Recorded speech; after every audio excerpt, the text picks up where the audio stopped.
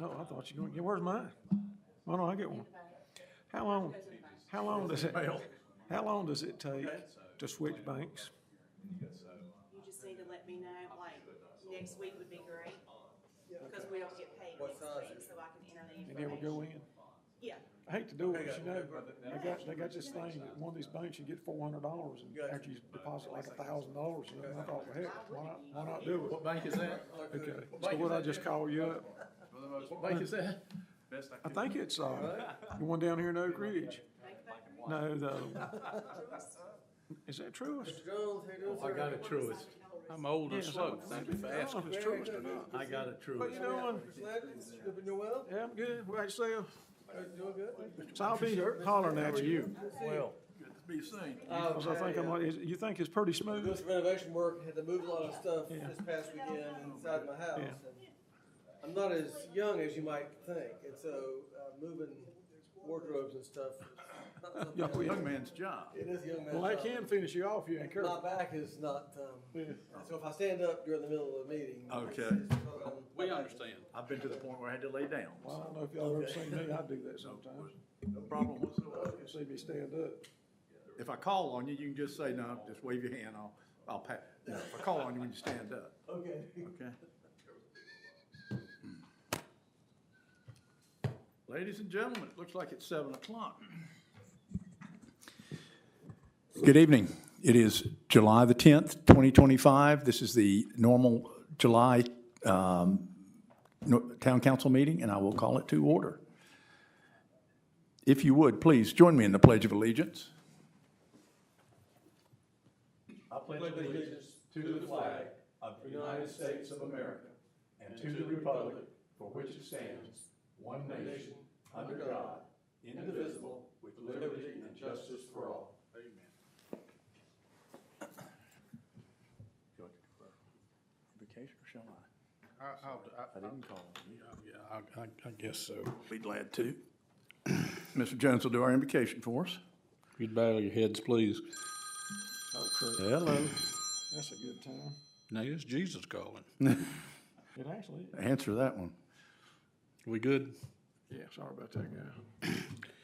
Dear Lord, we come before you once again for a town meeting. We thank you for all our many blessings. We thank you for your word. We thank you for our United States Constitution, which all our government organizations fall under. In a world with so much strife and famine and crime and war, we thank you for this place that we call Stokesdale, and we ask for your guidance in everything we do as a town council, and ask that you give us wisdom to conduct the business of the town for our citizens. In Jesus' name, amen. Thank you. I'm making a motion that we review and adopt the agenda for this evening. Mr. Mayor, I'd like to make an addition to the agenda. Yes? I want to consider adding a vendor D&T Utilities, Liberty, North Carolina. Which item? Number 12A? End of the meeting's fine. 12A.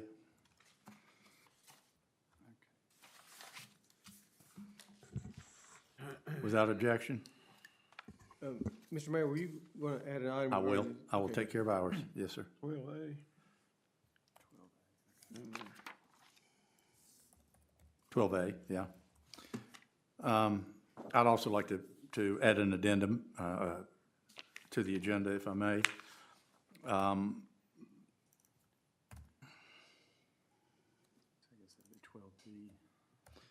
Why does it escape me? Maybe old business, the consulting services agreement. No, with exactly. King. I'm sorry. It's a consulting service agreement that we have with Sebastian King. Just, Maybe an old business, because yeah, it was discussed at the last meeting also. we'll put it under old business. We'll make it 8A. Okay, all right, that works for me. All right, number 8A. Okay. And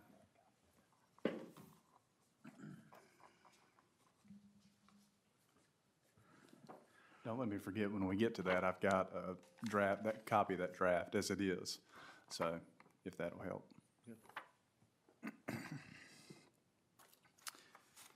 Okay, review and adopt the minutes. I make a motion that we approve the minutes for April 10th, 2025. Let's approve it, Jim. We didn't vote to approve the Oh, agenda I'm sorry. Yes, I am very sorry. I made the motion to approve the agenda. Do I have a second?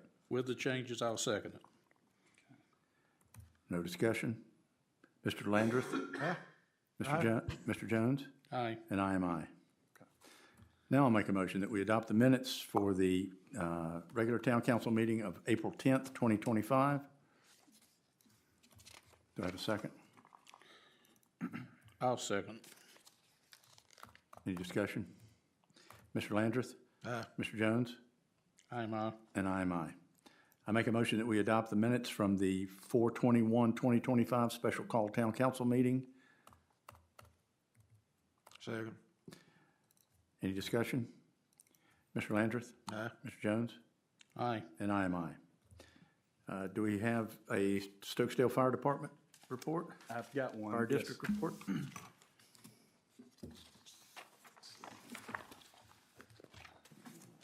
Okay. Yep, I got a email from Chief Galton earlier today saying that if they weren't able to make it tonight to read the numbers, so this is the report provided by Todd Galton, Chief of the Stokesdale Fire District. He said, here are the numbers for the month of June. They had 32 medical-related calls, 11 fire-related calls, 24 other, for a total of 67. That concludes the fire department report. All right, sir. Do we have a? Mr. Mayor. I'm sorry, go ahead. Just so we're clear with everything here, let's back up and make sure for the record that we state that Mr. Rigsby and Mr. Foy are not here. That's duly noted. Mr.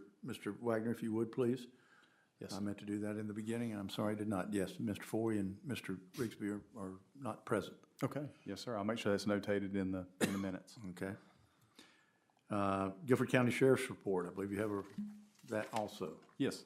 So this was a report provided by Sergeant Ryan Seals of the District 1 Office of the Guilford County Sheriff's Department.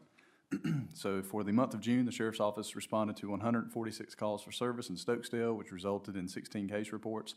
Of note, on June the 1st, deputies responded to a robbery and kidnapping in the 8600 block of Warner Road. Following extensive investigation by our detectives, Timothy Matthew Cobbs, 44, and Ava Starr Laycock of 22 were charged with 2 counts of felony robbery with a dangerous weapon and felony second-degree kidnapping. On June the 13th, deputies took a report of an unsecured skid steer rake stolen from a residence under the construction in the 7600 block of Dovefield Road. The case remains under investigation. Our agency took several reports of unsecured items taken from construction sites throughout the district for the month, and we are asking builders to please secure their equipment, keep accurate serial number information on file, and utilize surveillance equipment where feasible. These are the calls by type. There was 1 disturbance, 20 alarm, 2 assault, 7 domestic, 1 weapons offense, 1 hazard, 1 drug, 3 fraud, 1 missing person, 4 noise violation, 1 accident, 53 other, 24 suspicious, 3 theft, and 24 traffic. That concludes the Sheriff's Office report. Thank you, Mr. Wagner. Okay, we will move on to the administrative report. Our town administrator, Mr. Wagner again. Yes, I'll start with our water system report. This is put together by Mrs. Hunsucker. For the month of June, we had 3 water meters installed, 54 water meters in stock, 5 applications for transfer of service and water meters in, 23 water meters and application on hold for builders, 11 work orders, 61 811s, 887 water bills mailed out, and 24 reservations or rentals. And the administrative report was a little extensive this month, but a lot of this stuff, I believe, is water-related projects I think Mr. Babson may get into a little later, so I won't give it out before he does. But if there's any questions about the report, I'll be glad to answer them. Robbie, this goes out to the sunshine list, doesn't it? Correct, that's right. This is a part of the agenda packet that goes out to the sunshine list and it's posted on the town's website. Okay, great. Yep. So I was thinking it was. Very good. Do we have anything on the planning board? Yeah, sure. So for the planning board report, this was put together by Mr. Mason Winfrey. So the Meeting for June 26th was canceled for no business. However, there is a planning board meeting scheduled for July. That's going to be on Thursday, July the 24th at 7 o'clock here at Town Hall.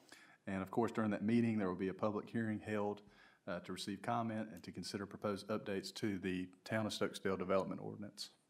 So that public hearing notice went live on Guilford County's legal notices website this morning. So it is officially noticed. Very good, thank you. Mr. Rigsby's not with us, so for the property report, I see we have any agenda item number 8. We'll discuss that at that time. Is there anything else, Mr. Wagner, for the property report? Nothing from Mr. Rigsby? Nothing that I'm aware of. He didn't send any notes. Very good. All right, we have our committee chair, Mr. T. Stevenson, for the Town Park Improvement Committee.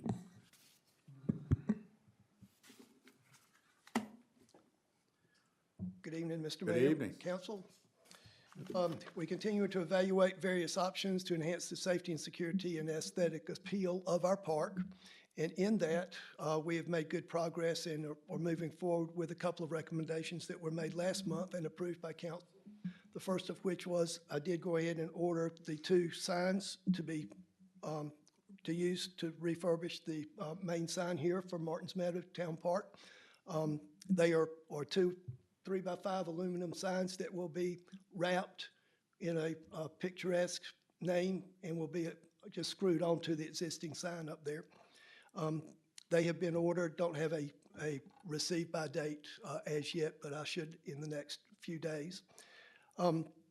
Also, we're currently preparing the side of the road down here beside the basketball and pickleball court. The grass has been killed.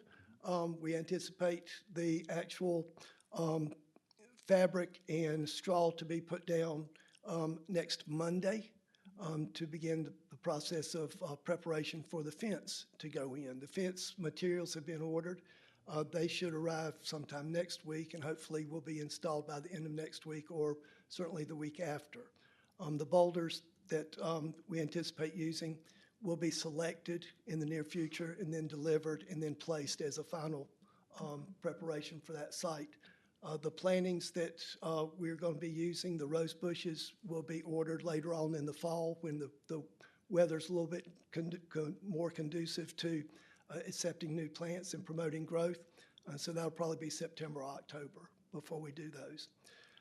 That's all of the things that are currently underway. We are still looking for options to fix the bulletin board that's down there in front of the concession stand. I'm trying to find somebody that can actually build some doors to go on that, glass doors or plexiglass doors, and we'll report on that at a later date.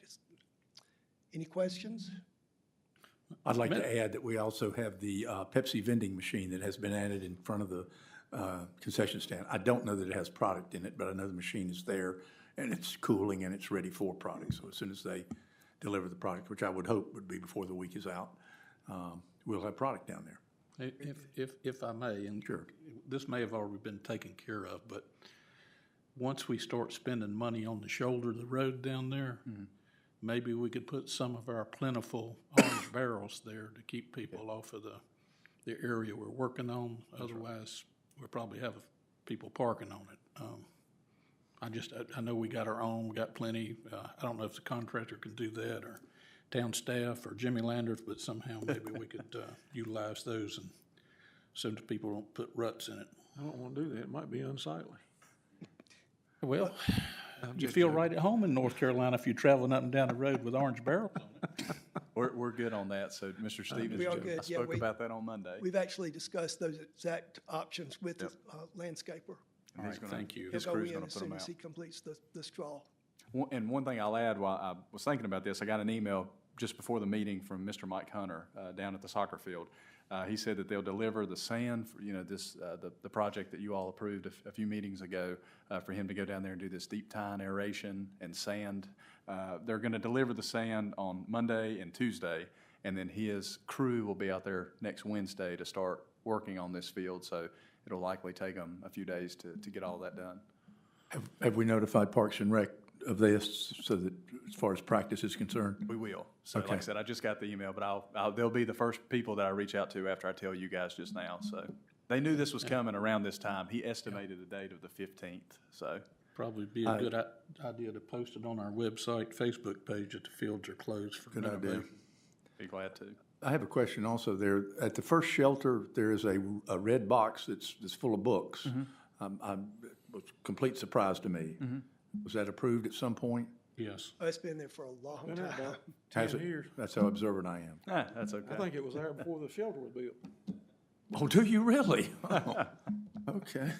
Must have been empty. That was what it was. Oh, it wasn't red. That's what it was. Yeah, different. Hey, people use it too. Y'all quit playing with me. Y'all Hey, quit playing with me. people use it. Oh, I'm fine with it. I'm not objecting to it.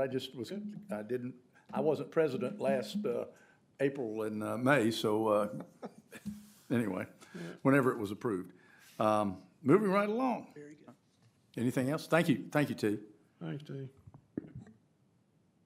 Okay, let's go to our town finance budget officer, Kim Thacker. Okay, I'm gonna go briefly over our numbers. We'll start with the general fund as usual. In our CDARS, we have a total of $2,829,102.72. Our total bank accounts, which include the CDARS, is $3,269,564.27. The sales tax due back from the North Carolina Department of Revenue at this time is $763.12. And the water enterprise reimbursement shared overhead expense for the month of June is $9,681.35. For the year to date, that total is $151,473.06. The total interest received for the general fund for the month of June is $8,992.88. Year to date is $107,852.71. Our total assets for the general fund as of 6/30/2025, which ends our fiscal year 25, is $3,280,644.92.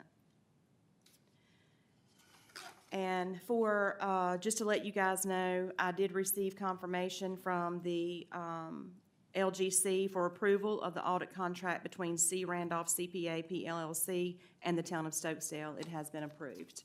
All right. And that's for the general fund. All right, and we'll move over to the water.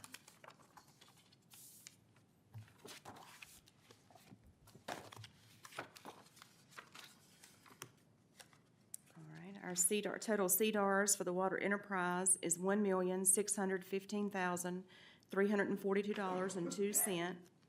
Our total bank accounts, which includes the CDARS, is $2,951,490.75. Our accounts receivables for the water enterprise, which includes the June billing, is $47,982.78. There are 0 accounts active and inactive 90 days plus past due. The sales tax refund due for the water enterprise account for the North Carolina Department of Revenue is $2,337.88. Our total accounts payable as of June 30th, 2025 is $41,305.53. The interest for the water enterprise account for the month of June is $6,743.92. Year to date, total interest received is $70,179.82. The capacity fees received for the month of June is $1,750. The total year to date capacity fees totals $41,500. And that is all that I have, unless you guys have any questions about anything. Thank you. Okay. Thank you. Anything else? Any discussion, question? Don't rush the podium all at once, but we'll open the floor for any public comments. If you would, please limit your comments to 3 minutes. That being said, we'll move on to old business. Item number 8 is consideration of the restroom sink faucet replacements at Stokesdale Town Park. Mr. Jones and I both have that. I have not heard from our plumbing supply yet. I do expect to hear from them this week that the 2 faucets that we had requested should be in. And as soon as they are, I'll supervise Mr. Jones in the replacement of said faucets. Mr. Jones, do you have any comment? No, not about those, no, sir. Okay, all right. Sebastian King we had, whether he had requested or we had offered it to him, was an extension of the current contract into the end of August. As I understand it, the primary objection from Mr. King, or the only concern Mr. King posed, was that we had asked that he prorate any partial month if the law comes to fruition and passes before the end of his contract. He does not really want to do that, and quite frankly, at this point, I do agree with him. Okay. Mr. Winfrey, Mayor, I'm sorry. Yes, sir. we just been handed that draft agreement. Yes, sir. Item number 4 down here covers the prorated amounts. Uh-huh. And so this should be easy enough to fix, I guess. Wait a minute. Yeah, this is the draft that I had sent to Mr. King. This is your draft. This is which I sent to him, which he Okay, responded. this is the part he objects to. Yeah. Okay, so he's asked for, the agreement was $1,000 a month, and he's asked that, whether it ends the first of the month, or whether the law goes into effect the first of the month or the end of the month, that we honor the contract at $1,000 a month. My personal feeling is it's very much like a person on salary. A person on salary who works 3 days a week, who is expected to work 5 days a week or more, or whatever it takes, will still be compensated for that entire week rather than being docked anything. And I think that's kind of the case we have here. Well, Mayor, I'll make a motion that the draft amendment to consulting service agreement between the town of Stokesdale and King and Company LLC be modified in paragraph 4, and that we shall remove the language regarding the consultant will be prorated accordingly, and the remaining language will indicate that the agreement will terminate the earliest of the above options whichever occur before August the 31st, 2025. Is that? And Yeah, I guess the two major minor points. I guess we would say that it'd be $1,000 per month, or any portion of a month that he's serving, if that's fine. if that's Is that what your intention is. That's what my intention is, yeah, but if we remove the language where it says compensation to consultant will be prorated accordingly, then the rest of it is workable, isn't it, Mr. Winfrey? Well, I think it would probably be helpful just to avoid any ambiguity about whether it's prorated or not prorated. I think it'd be better just to say, my suggestion would be to say any $1,000 per month or any portion of a month that he's working for the town. Okay, so I would make that amendment that Mr. Winfrey has recommended, if you'll accept it. I will accept it, as long as staff understands what we're doing here. Y'all good? Yeah. Okay. The other minor thing I want to point out, it kind of gets into the weeds a little bit. Under 1A, the extension period, it says at the end of the current session of the North Carolina House and the Senate. My understanding is they may be going into recess, or may have gone into recess today, but they will be back. And to clarify that, I guess it was poor draftsmanship on my part. I should probably, I guess, if they adjourn what they called sine die, which means that's the end of the session, then that would be when it would end, not if they're on recess, like they may be now, for example. So in other words, the recess would be the complete end of the session, which is not ended yet, but they may be in recess now, if that makes any sense. Okay, to me, all it does is confuse it. I think we'll continue on. We extended this for 2 months, correct? That's right, maximum. I mean, it's pretty simple. We extend it for 2 months for $2,000. There's no, if it gets done quicker, it's just done. That's I it. mean, it's like we paid somebody $35 to mow our lawn, we're gonna pay them $35 whether they get it done today or tomorrow. Well, we said it would also end on the final passage of the bill. So if the bill passes, say, on July 30th, then we wouldn't pay him for August. I don't agree with that. I is think that- we've committed to the contract, so I don't. Okay. What is he thinking? Hold on a second. No, Robbie. he's just asking that the prorated language be removed. He's not asking to extend the contract whether or not the bill is passed or not. That's right. That's Robbie, right. you The know a other- little bit about, you've had conversation, right? I haven't spoke with Mr. King directly, but I think what you're referring to is, if you go to the state legislator's website, it does say that the bill is scheduled to be voted on July the 29th. So, but I will say it was scheduled before that for the 3rd of July, so they do change. No, What was he under the impression with this contract? Because that was the sticking point about, you're talking about prorating. I mean, if we were done then, was he expecting both $2,000? I don't know, Mr. Does the original contract state that that either the bill passes or the end of June happens before the original contract ends? I don't recall. Yeah, I'm afraid I don't recall either. I don't have that in front of me. I think it just said until June. I think we just agreed to pay him through June. I don't remember language in there about the bill specifically. Right. So we could, if you want to What just do you say- suggest, Mr. Landreth? Well, I didn't like doing this to start with, I understand. but we did it. And whether this is, I assume maybe this helped. And, if it did, the amount of money that we should be getting, I don't mind just, the $2,000. Now, if we don't, if something happens, this goes sideways, I'm gonna be a little aggravated about it, but, and the town's gonna be out of some money. But I feel like the way everything's going, that it's gonna be okay. As far as consultant, I mean, we didn't spend a lot of money compared to what most people are spending. I think one town was spending more a month than we spent for the whole time. So, as long as we get this done, I'm not, and I don't want to sound like I'm just trying to throw money around, because by no means am I, but I don't want to let this somehow go sideways over $1,000, So is because it- you're talking a lot of money.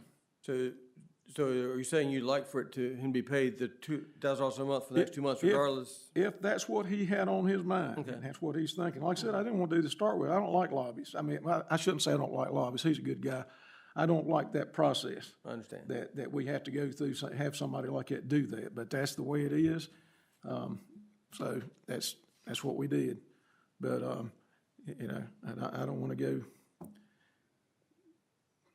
throwing, something in the fan and jamming it up here right at the end.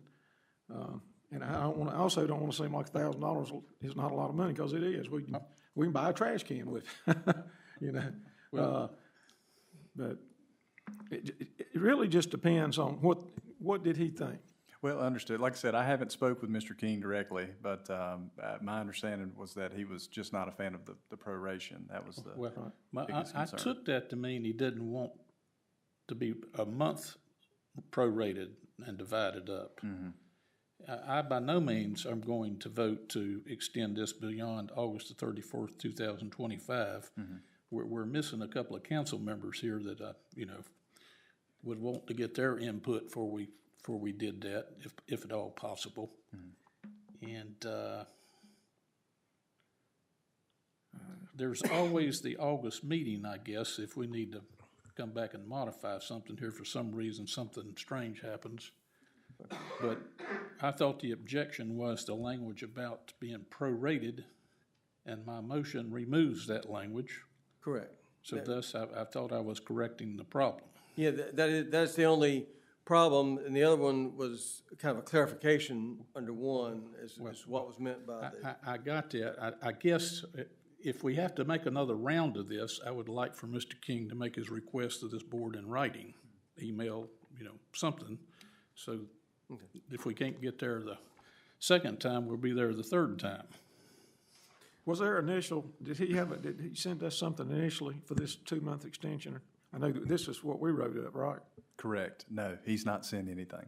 I think he may have spoken with Mr. Rigsby, I believe, about another 2 months. And then I spoke with Mr. King today about the form of this, and his only objection was the paragraph Mr. Jones has commented, has proposed to fix on the proration. So I think we could. So other word, all it would be is the 1 month, I mean, or it'd be part of a month. Right. If it did that. So what you're saying is, at the end of, July, if it's done, he's okay with it ending.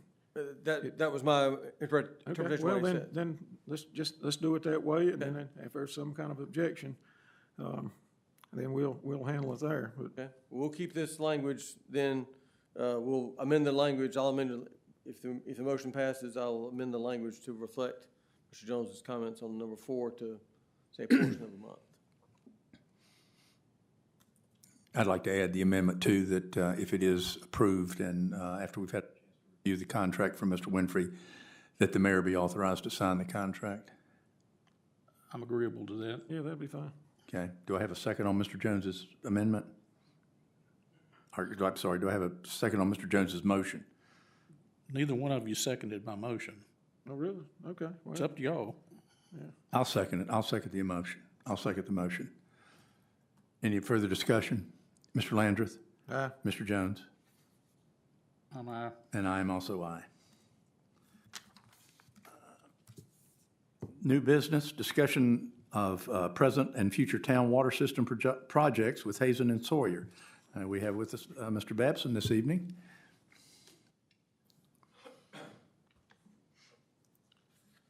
How are y'all doing tonight? Great.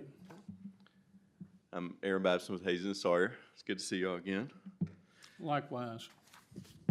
So you'll have to excuse me. I'm dealing with a little pesky head cold. You know, the little summer ones. They're always the best. So I appreciate the invite today. We do have a few projects going on. I think it is a good time to come in and provide the update in person.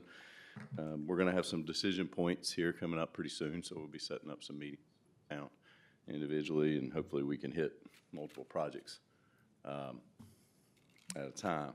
So, regarding the asset and inventory assessment, that's the grant from state of North Carolina that was from, when that was end of 03. We are working through that process. There are quite a few tasks that are on that list, so bear with me as we go through this. A lot of words on this slide. And please stop me as we go through it, right, if you got any questions. So the project's well underway. The only thing that we really haven't gotten started in earnest is the standard detail updates. And I think we have a few questions on those and want to come in and sit down with a couple of people from council, get those satisfied and resolved, and then move back, and we'll get them to our design staff to knock those out. They really won't take very long, so we don't anticipate that to be a problem. We're looking at a completion of, including the standard details, of October 25. Assess the hydraulic model, so we've gotten everything updated from all the previous projects, so all the new water lines in the neighborhoods.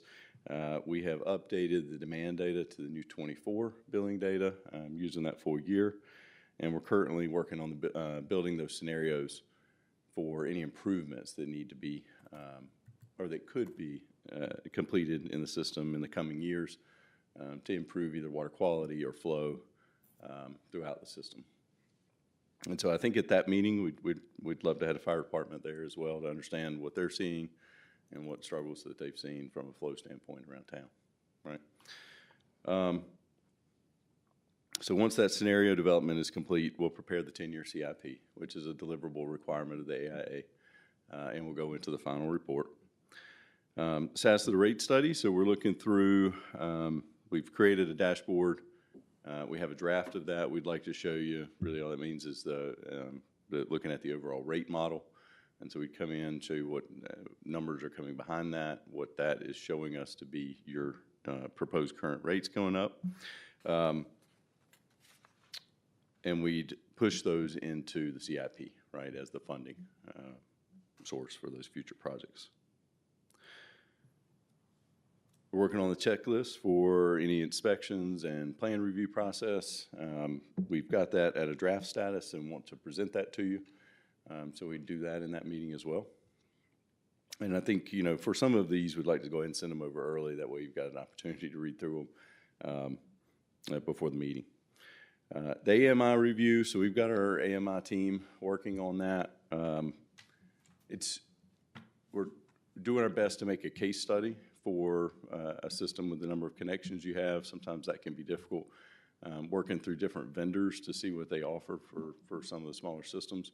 We know that there are systems out there just like yours, maybe even smaller than yours, that have them, and trying to understand, did they just make a decision based on not adding labor to have to go out there, or contracts like you guys have, and that was a better situation for them, even though it costs a little bit more money, or if they found a scenario that was a little bit more cost efficient. So we're still chasing all that down, and we plan to present it to you, but we don't have answers for you yet.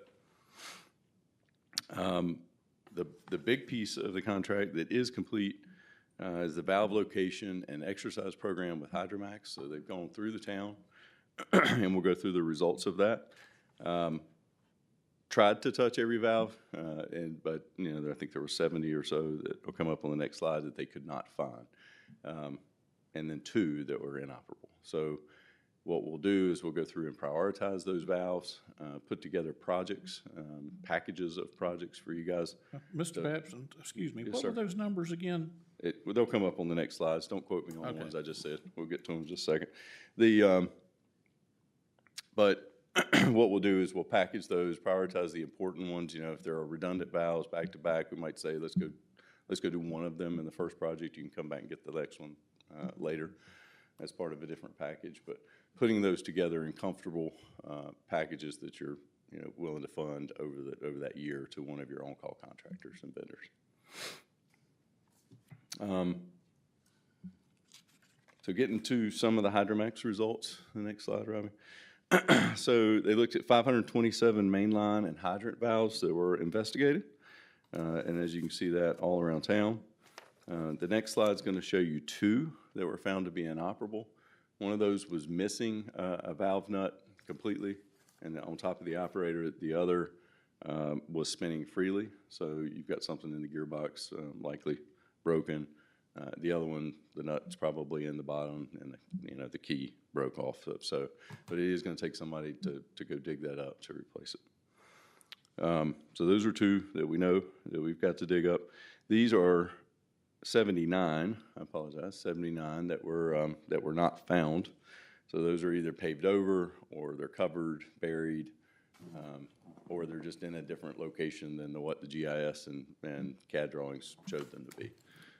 So I think part of the next phase would either be to have a change order with Hydromax to go out and do some more investigation, or use your on-call contractors to go do that process. And at this point, I would, depending on workload of all of those folks, try to choose the one that makes the most sense economically.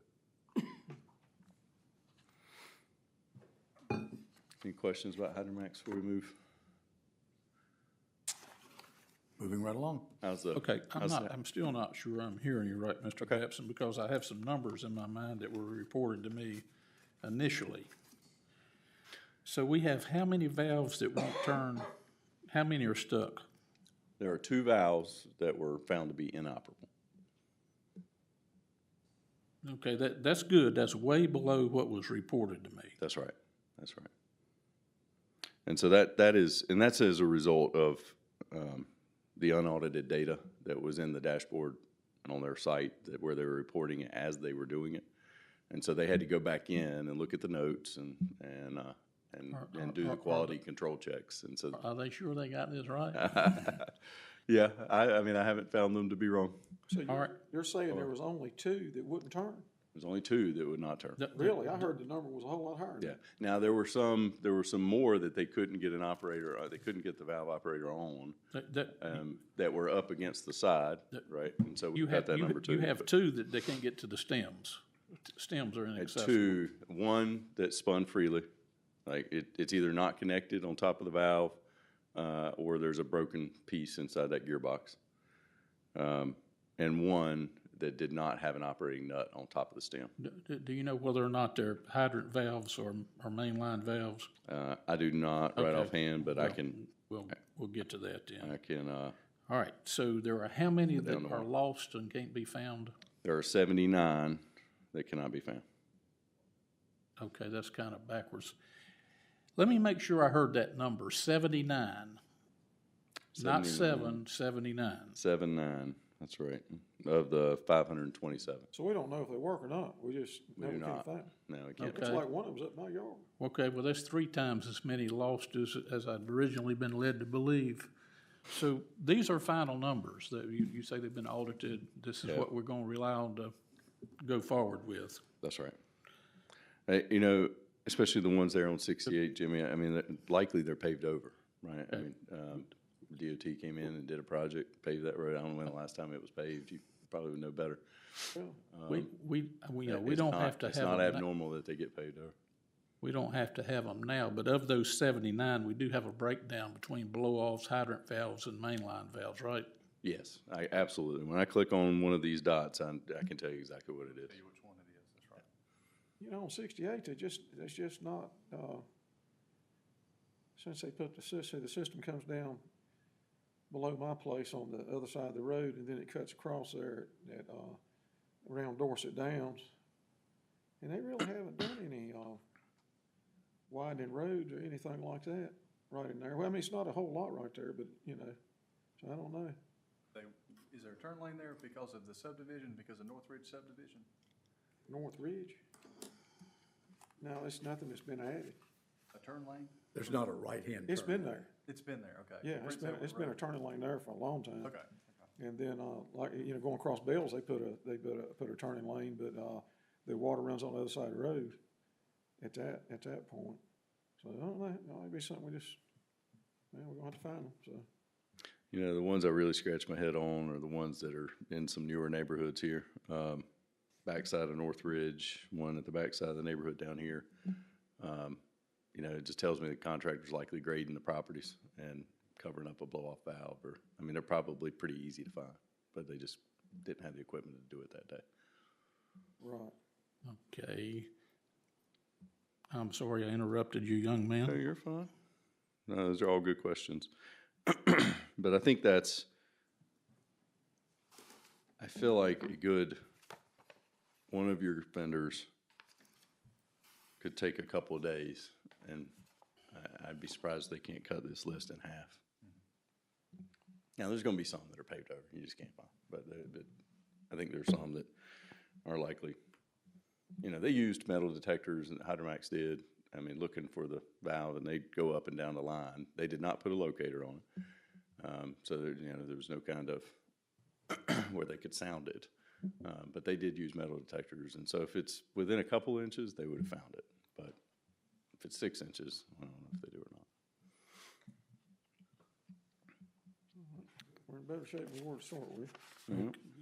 Okay, so are you moving on to another item, Mr. Babson? Yes, sir.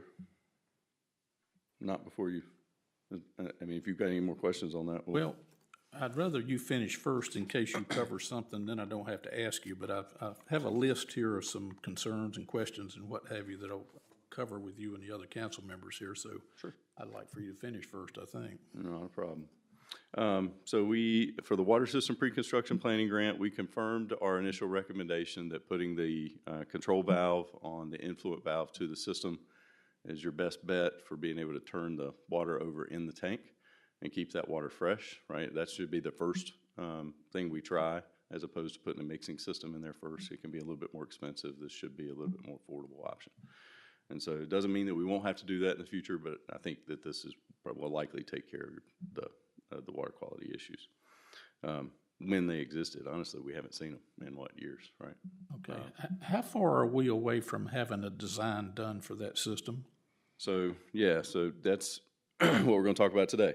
So we met with Charles R. Underwood. We met with Fortec. We do have pricing from both of those now. They came in last month. And, you know, I think at this point, knowing what we know and understanding they're going to be above the limits that would allow you just to award the contract, I think. Charles Underwood, what's that other company? Fortec. Vortex. Thank you, sir. T-E-C-H. For tech. And that's John Forrest. So We probably have two options to deliver that project. I think we can put it in with the cold water project, right, and have that contractor do both of the projects, which is an option, or we can bid it out separately, right? And so I think that would be Okay. up to council. You don't have to make that decision tonight, but I think we'd Okay, like to well, come over and talk about the pros and cons of doing that. We can talk about that. My gut here, just for everybody to hear it, is to split it. Yeah.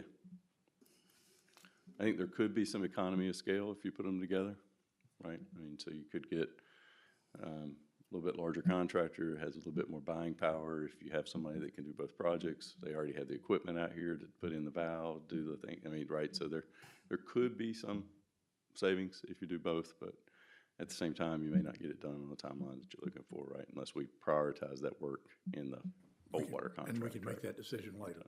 We can.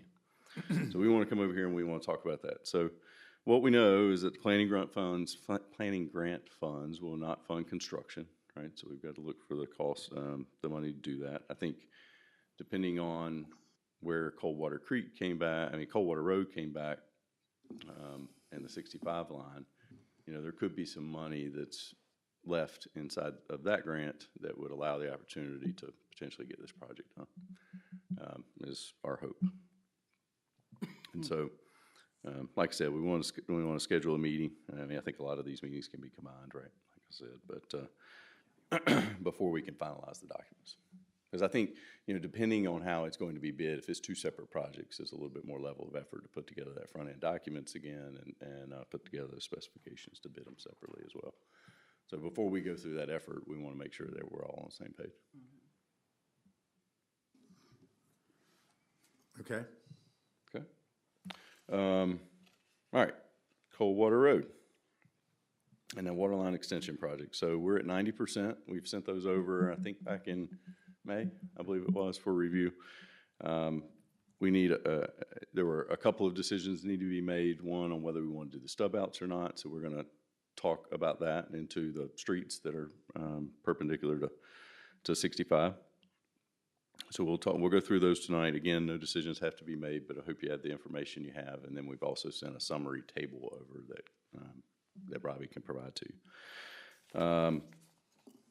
We're going to get approval by the front end documents by Mr. Winfrey here as you get the opportunity to review those. And that's just the contract with the contractor. So we'd like for you to go through those and provide any comments that you have so we can finalize those documents. And so the schedule on that project is to advertise for bids in September. That is to give us time to submit for all permits, which we will do as soon as we get some the approval back from you on this, either the stub outs or not, because when we go to the DOT, we want them to see the whole project for the encroachment agreement. We're going to look at any of the easement acquisitions that are going to happen between August and September. We'll pull together documents to show you which ones that we think you're going to need, where you are on DOT right away and where we're not. There are some places that we have to get off of it for, to miss power lines and miss other utilities. And so in those areas, you may have some small easements that we've got to acquire. And that's just so we're not under the road, right, and under those telecommunication lines. It has caused us problems in the past. So we're going to advertise for bids in September 23rd, receive bids in October. We'd look to give a soft, what I like to call a soft NTP to the contractor in December to hopefully get them moving and procuring pipe and submitting their shop drawings and things that all have to happen early in the project. And then they'd start construction hopefully in January and be complete. We think it's probably a 6 to 7 month project, but giving the contractor 10 months for weather. Is it wise to shoot for January, the dead of winter? I think so, and I expected that question. I think so because You know me, don't you? because the first thing they'll do is get out there and put in erosion control, right? And so that'll be 3 to 4 weeks worth of activity, putting in silt fence, stringing pipe, preparing the easements, right? And so by the time they actually get started digging, you should be getting into spring. And so the biggest brunt of your project is going to hit during warmer weather. So I think it's a really good time to issue a 9-month notice to proceed.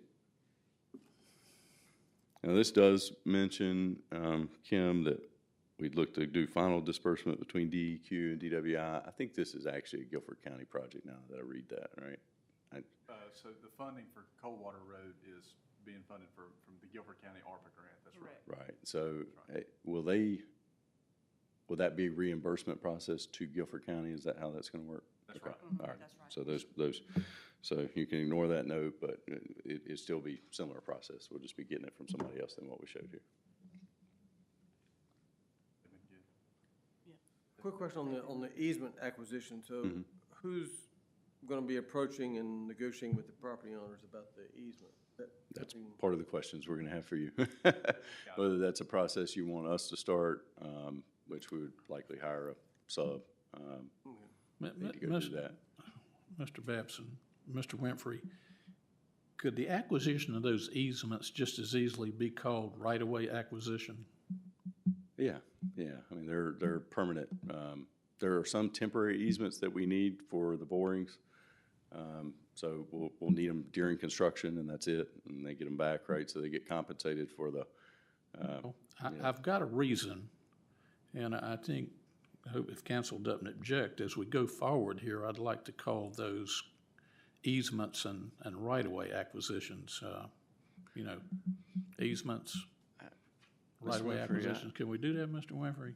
Check off that box for right-of-way acquisition. I'm not sure I understand your question. Okay. Terminology. You want to call it a right-of-way? Acquisition, yeah, just like the state of North Carolina would have us call it right-of-way acquisition.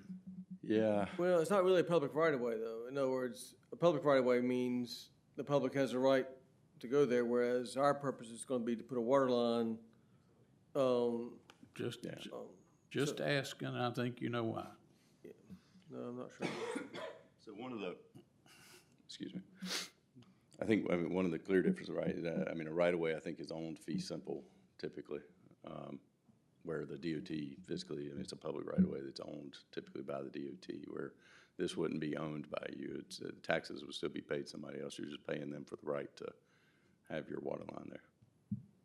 All right, I'll let it go, but in case we can come back to it, that's what I'd like to see. All right, thank you. But I'm gonna have to rely on Mr. Winfrey's for the definition of those two. And Yeah. you can tell me what you want me to call it. Okay. I've never called it right away. I'll say that, but I'm not sure if there's a reason for it. Okay, all right. So we're gonna talk about some stub outs. We'll get into this in as much detail as you want or in as little detail as you want. I think it is probably going to be best for council to kind of ride down these roads, see what you think. And I do have a recommendation, but I'll save that to the end. So I don't know if this Shedan Road. So it's a dead-end property with 15, dead-end road with 15 different properties. You'll see there's significant differences between the long side and short side stub outs, right? And those mean. So what's this, this $54,040, that's not the cost for that one stub out, is it? That's our approximate cost to pay. Oh, Mr. Babson. I know, to put in that. Good Lord. And it's the boring, right? It's the boring and casing that would go under the road. We're really gonna have to look at this in some detail and give it some thought, aren't we? 100% agree. 100% Okay. agree. And I think there's let's go through them and then I'll kind of tell you where I think we are. The Blues Ridge subdivision, right, has two entrances. It's Old Lake Court and Blues Ridge Road. You'd want to do both if you chose to do any, so that you can loop that water line in and don't have that dead end. And so that ultimately moves to $9,760 for both. Mount Carmel Road has a dead end with many properties. It does cross the county line before it dead ends, but it's also an opportunity. Obviously, a lot of big parcels out there with opportunity for development, depending on what the ultimate plan is for those and those families. Fulp Road is a dead end road with 30-plus properties. And again, you'll see that near $50,000 mark, and that's all because of that all because of that casing and jack and bore. Alta Vista is a gravel drive. It's got about 10 properties back there. Colgate Drive has about 32 properties. That's the one right behind that old store. Also a dead end. In fact, they all are. Winding Hill Road has about 21 properties on it. And then Grace Meadow with 8 properties, Field Stream with 20, and Self Road with 8. And so, there are some opportunities out there to serve some customers. Certainly should consider that if they're having issues with their wells, right? I mean, just because there's a water line there doesn't mean everybody wants to tie into it, right? But as I was looking through some of the parcels, it did appear that there's some low-yield wells out there, so, potentially there would be some interest. How did you locate those low-yield wells? Guilford County Health Records? If you go on the GIS, Guilford County GIS, there's a link there for well and septic. That'll take you to the health department's records for that property, and it'll show you the septic and well. What would you call low yield? This one was 4 that I looked at, and I didn't look at all of them. 4 gallons? 4 gallons per minute. When it was installed. So that's plenty for a house with storage. Yeah, and I don't know what else was there, right? But I'm just, that's why. But that's exactly what I mean, is that I don't know whether it's a problem or not, and I think so. I mean, my recommendation would be to honestly send letters out to all of these properties to say, would you have interest? That's on my list, to talk about a postcard out to everybody. And if you get, 10 of 15 properties back on that road that said, yeah, we'd have interest and we'd be willing to pay the connection fee, then maybe it makes sense to do this stub out, right? If they don't, and everybody says, no, I'm good, right? I'm good with the wells and I don't need your water, then I don't think there'd be any need to stub out today. Well, there'll be some people that, without a doubt, will ask for some water, and their circumstances will all be different. But if we have to use public money to get to them off of this main, I don't know where that public money is going to come from. Right. So I wouldn't want to give them the false hope that, if the 2 homeowners are down one of these roads a half a mile, that we're going to be able to get to them anytime soon. Right. And so I think that, and that's all the things that we want to talk to you guys about and see, where do you want to, you're right. I mean, if you send those postcards out, it could give that false hope, right, that you're running a water line down the street. So we definitely need to talk that through. I think,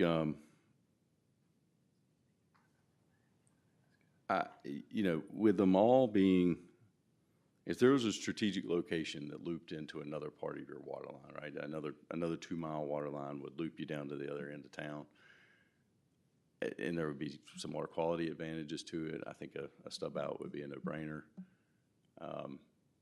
for future development and future reasons. But, at this point, short of somebody saying, we desperately need your water, and you guys planning for that so you don't have to dig the road up again, right? Because the cost that could really be saved is that boring. But look, we're doing it right up here on 158 later, right, for Nathaniel Ridge, so it's not like it can't be done. How much is the savings Later. versus putting it in now versus doing it later? I don't know if I know it's going to. I don't know if I can quantify that for you, but 10%, 20%, you think? yeah, only because they're definitely doing some other borings, right? I mean, it's part of the project, so they would mobilize one time, go in and do all those borings at one time. Because, some of this stuff might fall under our ordinance where the developers would be responsible if they, developed. Sure.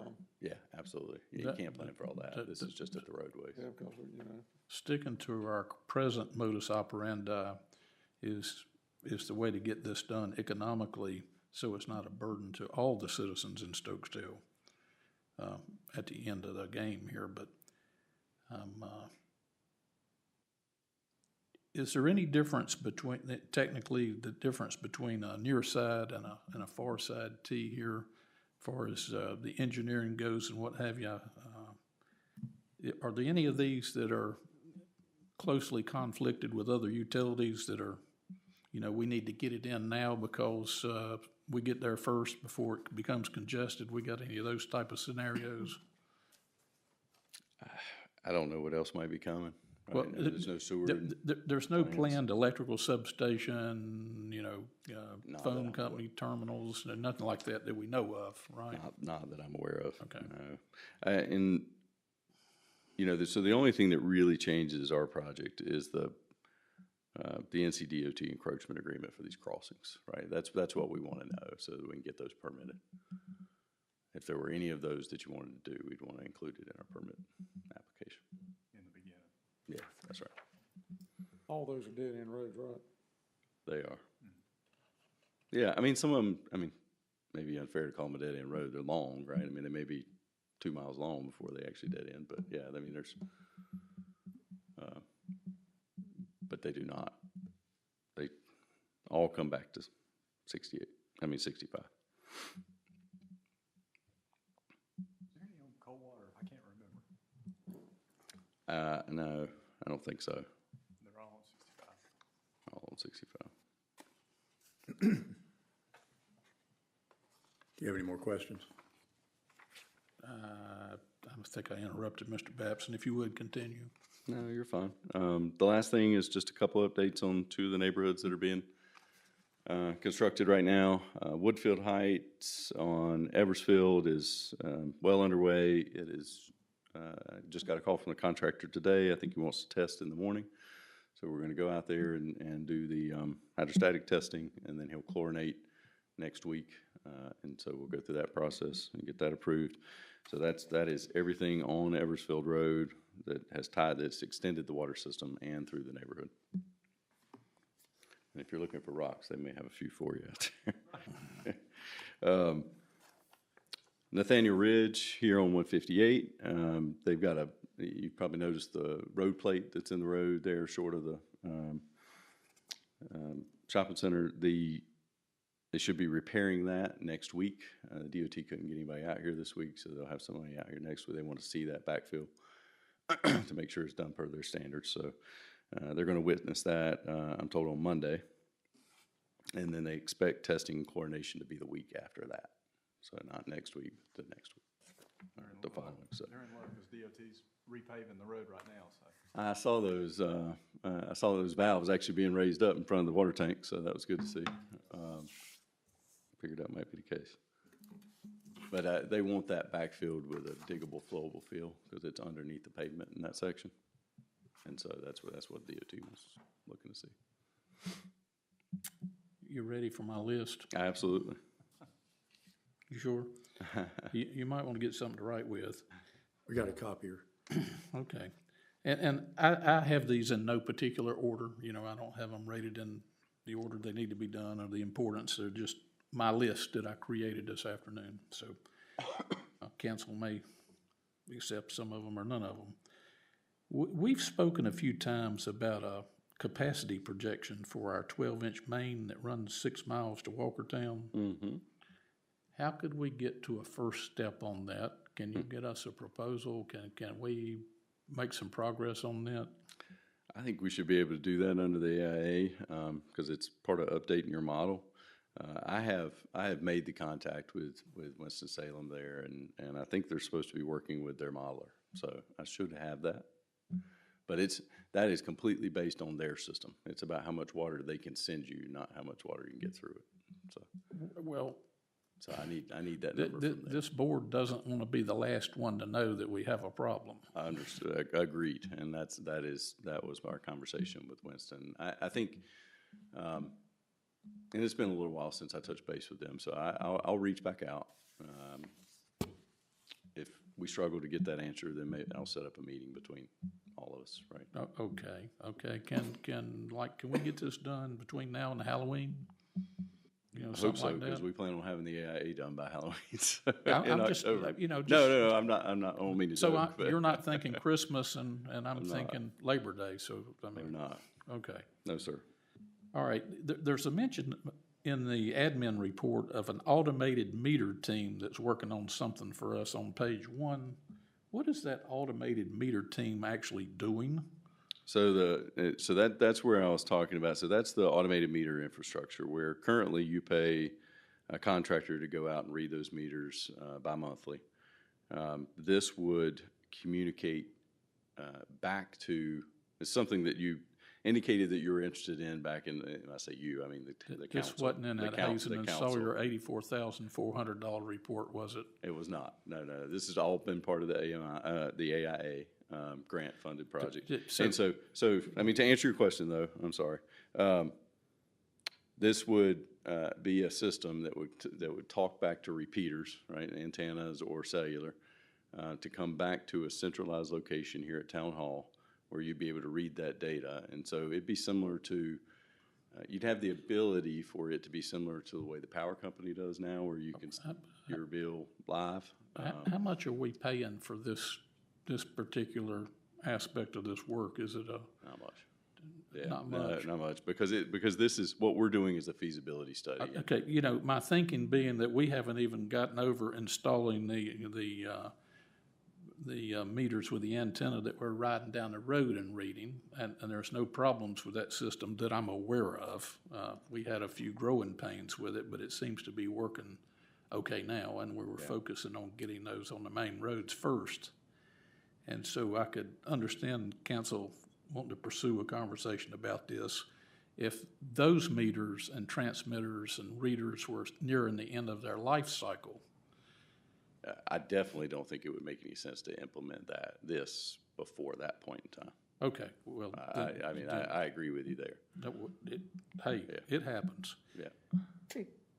The Hydromax data has been, with the GIS locations, has been transferred from Hydromax to Hazen and Sawyer to an internal folder. That's right. Okay. For safety's sake, I want to see that transferred to the town of Stokesdale server some way, somehow, so it's stored here in this building. Absolutely. That'll be part of our deliverables to you. So are we going to do that anyway? We're making that happen. We're going to put that into a map for you, and then we'll put a table together with all the northing, easting coordinates, right? So that if you had to, you could hire a surveyor to go out there and find it. But But we're working. you're going to have all that information. We're working towards getting that done, getting it into the building, in case, I don't know, y'all have a flood at Hazen and Sawyer headquarters or something, I don't know. I would feel better once we get that done. All right, terrific. And so you're working, or can generate us like some 18 by 24 maps of the valves that we have that are lost, and I understand they're lost, but the general area, can we Yeah. get that soon? Yeah, you'll have a map with that, and then in addition, you will get a prioritized list of how we think you should replace them, in what order. Got you. So we can get 4 or 5 copies of this map. Yeah, you'll have a large map of the system as a whole, and then you'll have a large map of the ones you can't find, the ones they couldn't access, right? So the ones that were up against the, which I didn't make a slide of that, but the ones that were up against the box and they couldn't get an operator on. And there's less of those than there are that they could not locate. It says 4.7%. So. Okay, you mentioned wanting to have a workshop type meeting with us. Do you think we need to hold down council, or do you think we need 2 of us? Maybe my other council members want to have input on this, if we all want to do it, or 2 of us do it. What's our preference here? Where are we headed? Yeah, I would suggest, so it's a fruitful working session, that we do it with 2, and then if we need to do it twice, we can do that. Okay. But, we're happy to do that. But just so that way we can get in a room and spread out a lot of papers and maps and have those conversations.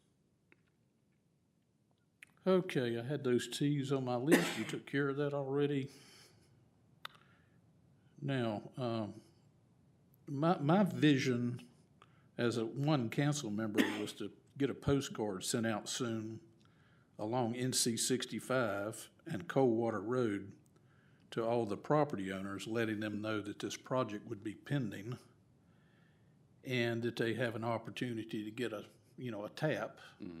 And then it would seem prudent that we work out something to discount that tap, a one-time thing only, as the water mains go in. Are we working on that, or are you waiting on input from the town? Yeah, some input from the town. I mean, I agree certainly on Coldwater Road and 65, and that's definitely going to happen. I think the question is, and I do think they should be sent from the town, not from us. We're happy to prepare the postcard if you would like for us to, but as far as who it's sent from, I think it's more believable coming from the town than it is coming from some random engineer. Well, I'd like for that to get out pretty soon. Okay. You know, So- guys, I mean, I'd like for that to be just like yesterday. I've got so I something like think to the ask only- on top of that, but go ahead. So I think the only decision there is, do we want to send it to everyone that's on one of those side roads as well? I don't. I think we'll wind up with a dozen people and give them some false hope that we can reach them in some reasonable period of time that I don't think is going to be hard to make it happen unless we get another grant or something. Two of our council members are not here. You know, they may have a different opinion, but at least, guys, I think that needs to happen for Coldwater and 65. You know, right away, to give those owners time to start thinking about it. There may be a few out there that are contemplating drilling a well for a new home or something, and they got to make a decision whether to invest that money or wait on us. Yeah, we need to figure the details out of what we're gonna do. I mean, I don't see any reason to send a postcard out if we don't know what we're gonna be charging.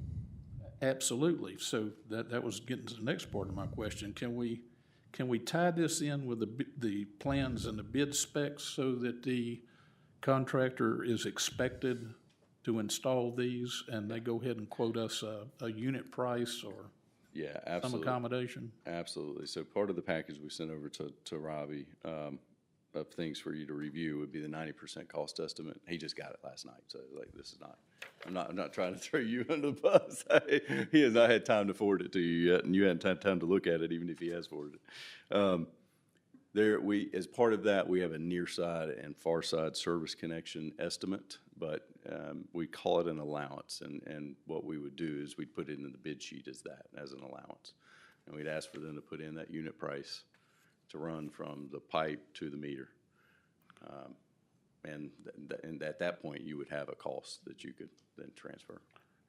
Would you care to go so far to suggest verbiage to go on this postcard based on previous projects somewhere that give us something to starting place?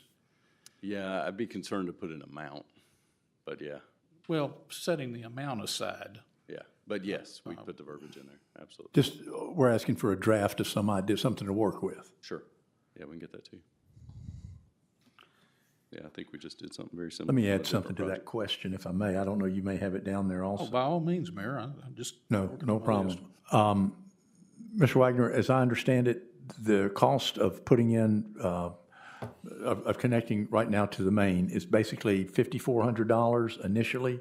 Am I correct? I think that's right, yeah. And That's, then the meter itself is another $1,200? no, that's not correct. The 5,400, the meter is. Covers within the meter? Price, correct. Okay, all That's right. We currently have no way to finance that, am I correct? That is correct. There's no financing option through the town. That cost is $5,420. Okay. I'd like for us to pursue something along the way of offering the citizens a way to finance that $5,000.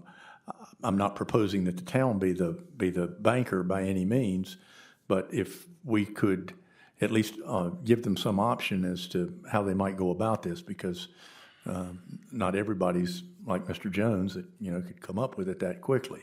So, Yeah, that's why I have a will, Mr. Crawford, Mayor Crawford. Mr. Winfrey, is it nutty to look at this from a perspective of maybe breaking that up into 4 yearly payments that we would collect from the property owner for this tap? As long as we got the 25% down, I'd feel okay with that. And could we have them signed such that this became a lien against the property if they didn't pay it, so we don't get into? could be done that way, could be added monthly. The financing of it, if you want to finance it, if you want the town to finance it. Well, monthly's fine too, if we Yeah, want to do that. I'm just I'm saying, trying- again, coming up with, if you do it in 5 payments, you still got to come up with $1,000. Well, I understand, otherwise I gotta come up with 5,000, but I'm trying to minimize work with the staff. I would request that it be in the fiscal year, please, not calendar. We'll have to pay We have to pay, yeah. And we have to pay the contractor as well. Certainly. Thank you. You're requesting what, Kim? I'm sorry. I So didn't what follow she's you. saying is essentially we would pay the contractor the full amount to Right. put this service in. But then if we receive those payments from the homeowner in a separate fiscal year, it's gonna be hard to account for that. I agree with Mayor Crawford, it's a huge sum of money for a homeowner perhaps retired or on limited income to have to come up with that may need the water. And I don't object to that, just as long as it becomes, they sign like they're borrowing the money from the bank. Yes, and so I'm always, when you're essentially extending credit to somebody, right? And so if the worst-case scenario is that person you extended credit to files bankruptcy, and if you are an unsecured creditor, you can kiss that money goodbye in all likelihood. But if you get a security interest, let's say, for example, they give a deed of trust against the property for the $5,000 or whatever dollars we're talking about. But if we're saying that we want it paid back within a year, that's still a fair amount of money for them to come up with. No, we were talking a period of 4 years, 5 years, something like that for the tap. At least give the option. If they pay it off sooner, that's fine. That's right. But the deed of trust would encumber the land as opposed to encumbering the individual. But Ms. Thacker's concern was about if it goes over multiple years, it becomes a accounting nightmare, but I'm assuming that can be worked out. Well, It can be. Can you give it some thought? We'll Right. probably want to come back to this. But I can't see us doing this without having the security of the property, and that may be like a third position behind a mortgage and a line of credit and, Right. et And cetera, et cetera. then how secured are you really if there's two deeds of trust on the property already? And the town would have to reserve the right to approve or disapprove their request, I guess, so. And then the other question is, do you want the title examination done to figure out what? Mayor, That's exactly. What was I'm sorry, what was the question? Mr. Winfrey says we may have to do a title examination to know where our security position would be with each property to make a decision about whether to approve credit. Okay, yeah, that's right, because this is not new construction necessarily coming down Coldwater and 65. I mean, it's not without it, I mean, it's doable, but there's cost involved in whether you want to roll those costs into the amount being financed. Well, I would say, what you're gonna need to do is you're gonna need to put together all of these stumbling blocks for us. Okay. If you would, let us know what we're up against in trying to do this and what is the simplest way, and yet at the same time, what's the best way to insure the town? What do y'all think about asking Mr. Wagner to put this out on listserv and see if there are any other towns financing taps and find out how they're doing it? Yeah, I'll be glad. That's free. I'll put it on the listserv. Yes. Yeah, absolutely. that would be.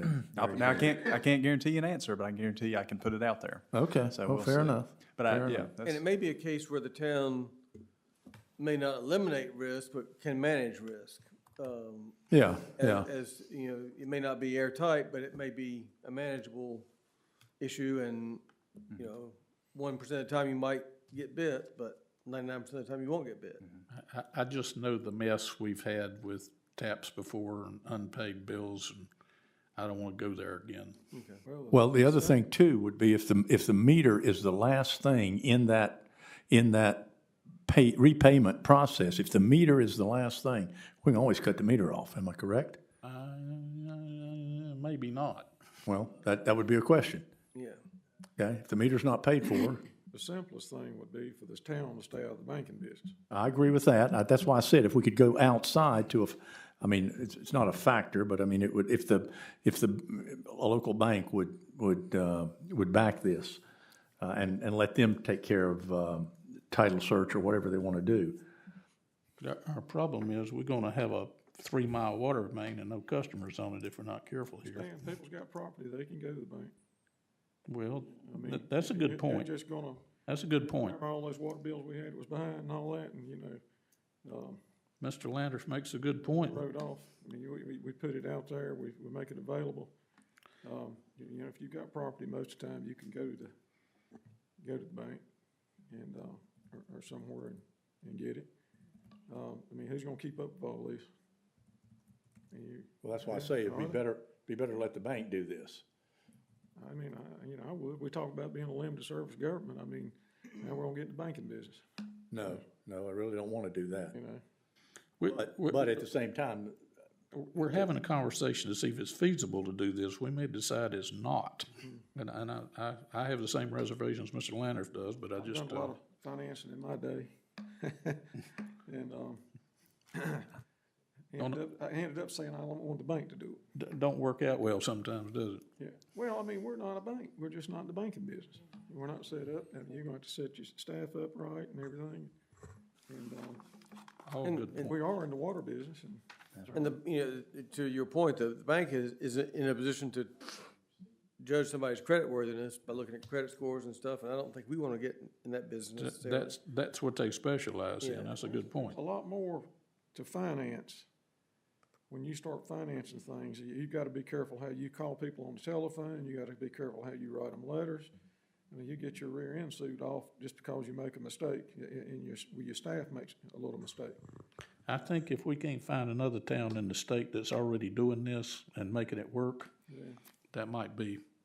I mean, I don't care. if Clue. you do it, you know, I'm just saying, I'd just say, stay out of the banking business. you're But not gonna get an argument. I'm not gonna stop y'all from looking.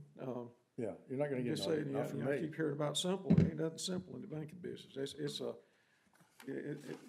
Anytime you loan money, whether you're charging interest or not, I mean, Mr. Winfrey ought to be able to tell you that all the laws, there's laws that, you know, just,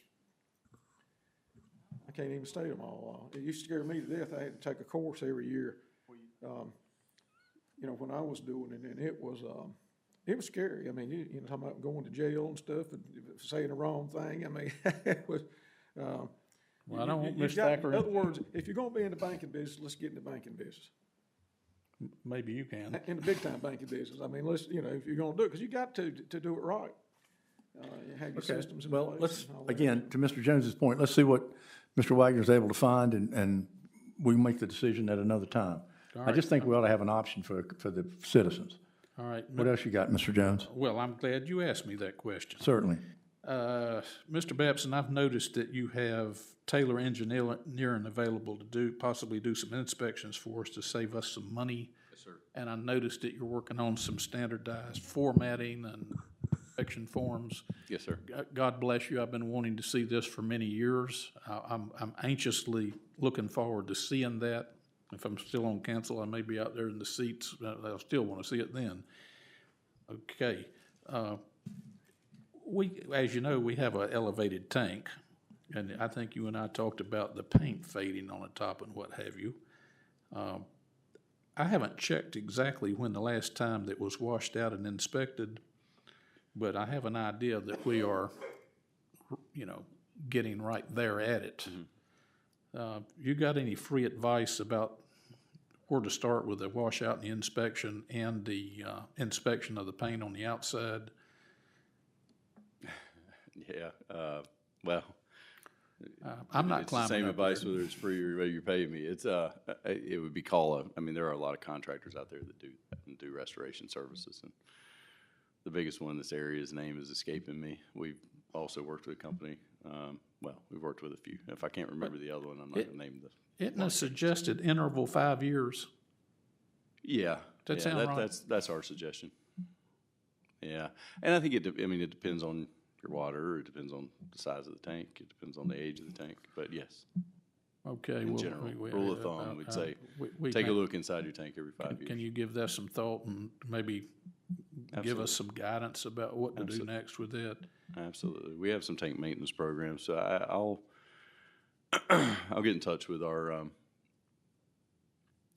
structural folks that climb tanks, and they're actually going to be over here on the side of I know town. some jurisdictions, they go ahead and pay for like an extended warranty thing where they have scheduled maintenance. That's right. we've just never, I don't know if we've ever priced that, I can't remember. The faded paint on the top, you know, I know that all you can do is see it from the ground, but is that basically a cosmetic issue? We don't need to lay awake at night worrying about any actual damage for the moment, right? Tell me that. Without going up there and looking at it, I don't know that I could answer that question, not in any confidence. Okay, well, Because I don't know. I don't know, was it because it was painted too thin? Was it because, I don't know. well, Or is it UV impact on that type? did you see we sent you the pictures that Mayor Crawford had taken from a drone, right? I have not seen those. Okay, we need to get Can you those get to them to you. him? Okay.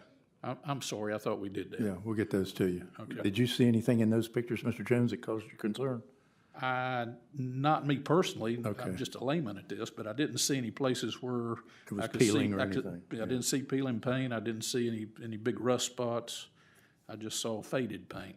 Okay. So in our tank maintenance programs, we will climb the tank, right? We're gonna look at everything, and including, we're gonna climb the tank, we're gonna look at the paint, we're gonna look for any corrosion, that has occurred on the exterior. And then we're gonna go inside the tank, right? And we're gonna ask you to take the tank down, right? Drain it down. And we'll go inside and do an inspection there. And Okay. we would tell you what the depth of the sediment was at that time, whether we thought you needed to clean it out, whether there would be any other maintenance that needs to be done. Okay, I got two more questions, I'll be done. What device do we need to buy and utilize in order to locate our valves using the GIS coordinates that Hydromax has provided to us?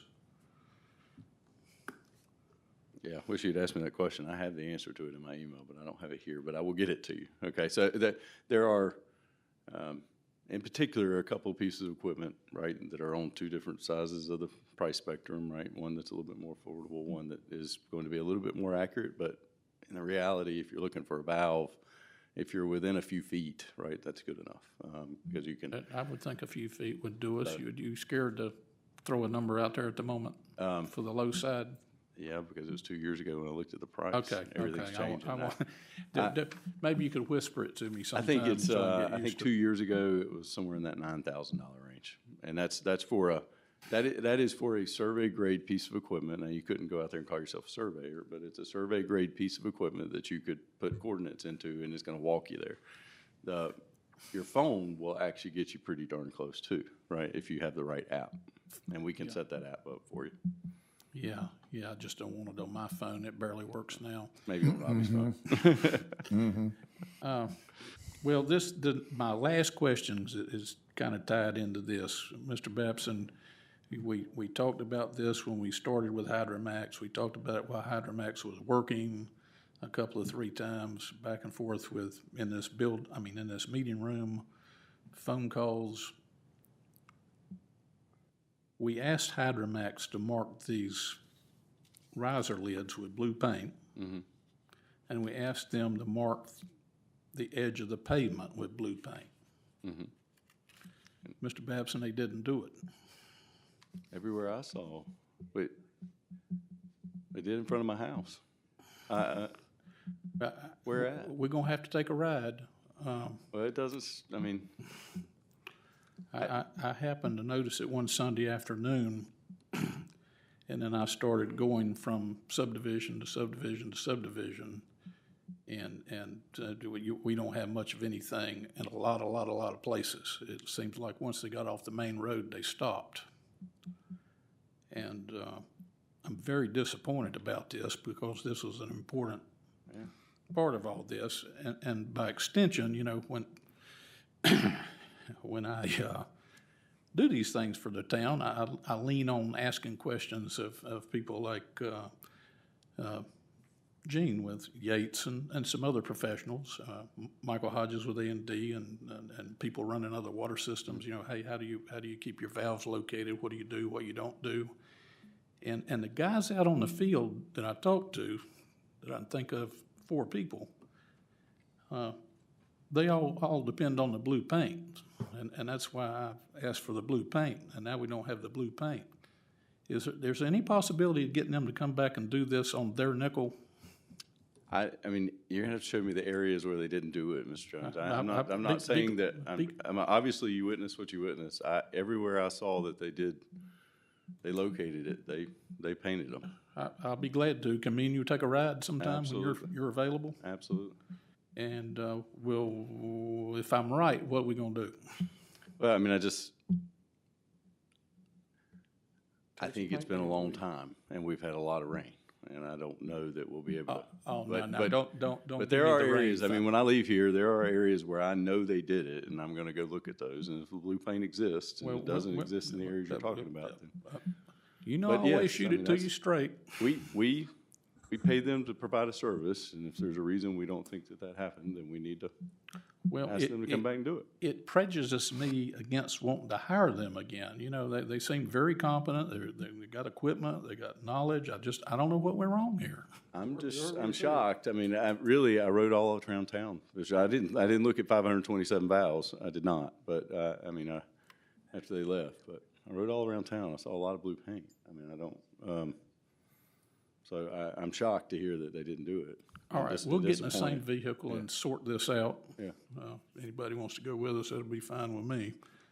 All right, Mr. Babson, that completes my list of these other two council members. Yeah. All right. Can we do that soon? Like maybe tomorrow morning? Yeah, Okay. Let's do it.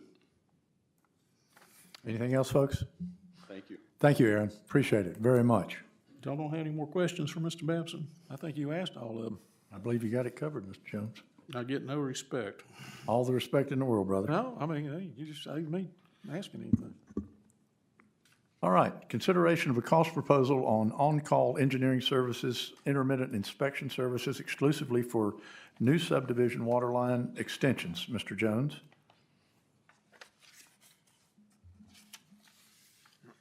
Well, this is just simply the ongoing inspection program that we have been utilizing, paying Hazen and Sawyer to conduct inspections for the infrastructure that's being installed in new developments that the developer's paying for and had the engineering for, and Mr. Babson normally comes along and checks behind them, makes sure our specifications are being followed, and if they're not, he asks them for corrections, and it's been working out okay, I think. My big request is to get us to a checklist at some point. We just talked about that, and my other thing is I just want to make sure we get separate invoicing for each subdivision so we don't have work in two subdivisions on the same invoice, and Mr. Babson agrees with this, and so I think it's been working well. We had this document handed to us when we got here. The on-call engineering services for utility inspections dated July the 9th, 2025 from Hazen and Sawyer. And I want to make a motion that we approve an additional amount of money to conduct these inspections based on this document. And I think we talked about $25,000. Is it in here? Yeah, here it is, page 2. I'll make a motion, we authorize an additional $25,000 to be drawn on based on the fee schedule in this document for new construction inspections. I'll second. Kim, that money's available? Yes, sir. Okay. We have a motion and a second. Any discussion? Mr. Landreth? Aye. Mr. Jones? Aye. And I'm also aye. Next item, consideration of cost proposal for a new water system tap on US Highway 158. Mr. Jones? This tap is for a new home that's going in on US 158, so they don't immediately need the water. But the problem has come up that our water main is under the edge of the pavement. And the way it's been explained to me, it's basically under the white line. So in order to dig down and tap it, the public utility contractor is going to have to cut a notch in US 158. And I don't know, when I've seen these taps done, you know, they have a a drill device with an adapter on it that's basically about 3 foot long, and it's got to be pointed towards the other side of the road for them to utilize it. So let's just say basically they cut about a 4-foot notch in US 158. When they cut into 158, they got to put it back. They would go down, do the normal tap, bore underneath the road, and then when they reinstall all this, they have to, get it where it will bear traffic again. So while this is going on, the contractor's got to pay for traffic control so nobody gets hurt, and then they got to pay for concrete flowable fill that will fill in this void that's created by the excavation. It's got to set up overnight, so they have to cover it with a steel road plate until that's done. Then they take the plate off and they install an asphalt patch. So there's just no way to do this all in one operation because of the drying time on the flowable fill. And so this quote reflects all those costs involved. I don't like it, but it is what it is. The basic long side tap charge here is the same for all the rest of them. What's running the cost up is the traffic control, the flowable fill, and the install of the road plate. Yates Construction was asked to quote this a couple of times, and they're busy, just couldn't get to it. And I know Mr. Yates recently passed, and so this is what we have is one quote for this work from A&D Enterprises. I have spoken to Michael Hodges about this, and we discussed the job, and he explained it, and I don't have any question about it. The price is unfortunate. The good thing is the customer is not waiting for water, and I don't know how long we can put this off if we want to get another quote. I don't have anybody available for that quote. And so I'm willing to make a motion to approve this quote, and if y'all want to vote for it, you can. If you don't, we'll have to find, take another step with it. My question would be, do you have any idea when the construction begins on this new home? You let them know there'd be a delay, right? They know that. I don't have any idea of when so the home is not technically being constructed, it's being moved there. The house is sitting there, it's just not put where its final place is yet. So the house is ready to be put in place, so we don't have construction time. Correct. If indeed the house were set tomorrow, they need water. That is a very good point, I yes. got you. Yeah, I don't know how long we can delay, and Mr. Winfrey, I guess we have an obligation to reasonably get them water, but how far can we stretch that? How much of that 11,000 is their obligation? Any of it? Well, I'll add that when they submitted their application for water service, they did pay the fee at the time, it was before July 1st, so it was the fee before this. I want to say it was $4,700. They paid the applicable fee. Correct. This is in addition to? Yes, we don't have any way to pass on additional costs to a customer if we have technical circumstances that increase our cost to put the tap in. Okay, so this is just the A&D's expense, none of the homeowners. That's fine. I understand. The long side service with bore, the $4,400 is reflective of what the customer has paid, thereabouts. And it's more expensive, of course, because we're on the long side. We've got to bore under the road, where a near side is a whole lot easier. Okay, we have a motion. Do we have a second? Traffic control is. Well, in answer to your question, I guess, how long can we wait? I don't think the application said we would provide water within X days of the fee being paid or the application being approved. We don't have any protest. The homeowner's not here. They're, I guess, assuming we're going to get this done. But if we hold them up for 30 days, it's one thing. If we hold them up for 90 days, that may cause them some real problems. I don't know. And so is it reasonable for us to be doing that is what I'm asking. Well, I think it's, as long as we're making progress toward getting it done, I think the answer to your question is you have a reasonable period of time, whatever that is, and that's, but if we haven't received a written demand that we do by a certain date, then I think we're okay. As one council member, I look at this and I deem it painful but acceptable to get us to where we need to be, and I'm willing to make a motion to proceed, which I've done. Do I have a second?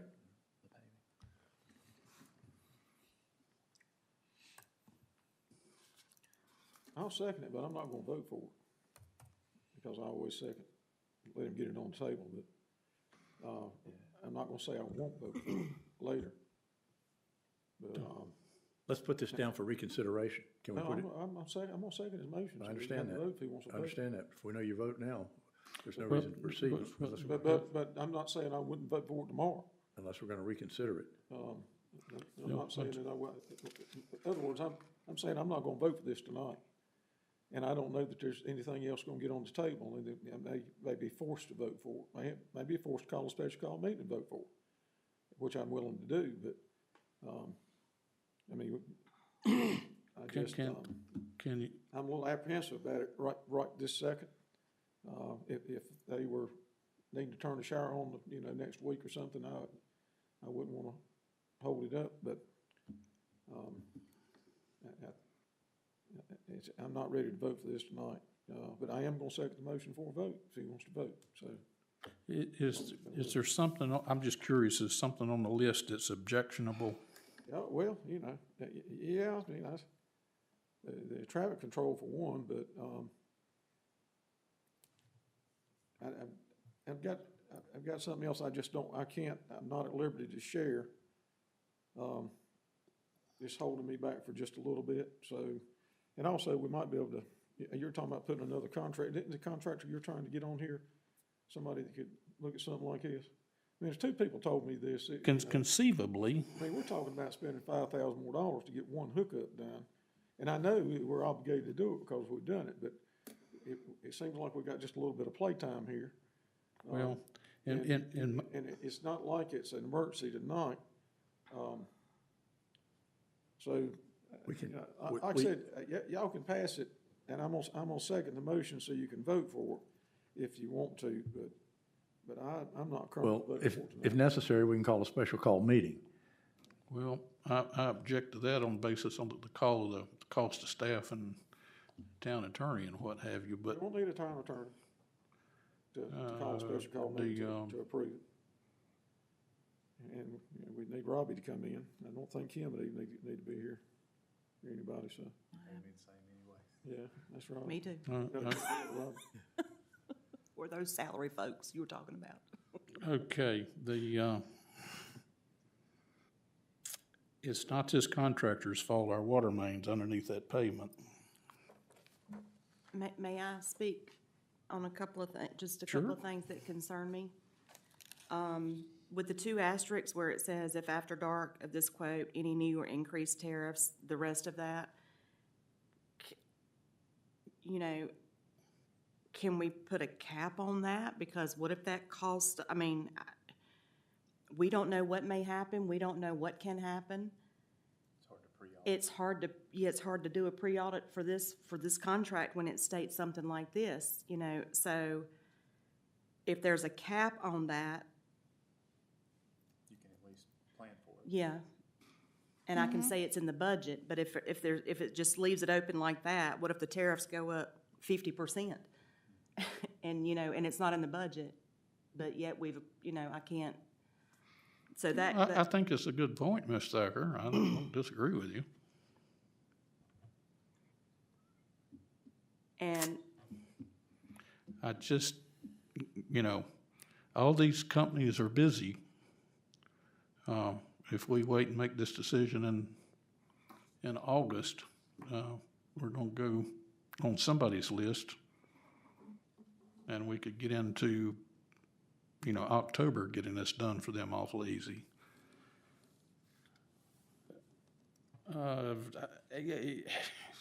My motion stands. If council members don't want to vote for it, then there's nothing I can do about it. But Okay, I have a motion, I have a second. the traffic control is on US 158 on a busy stretch of highway that's dangerous. $4,000. Yeah, I understand that the traffic control companies are expensive.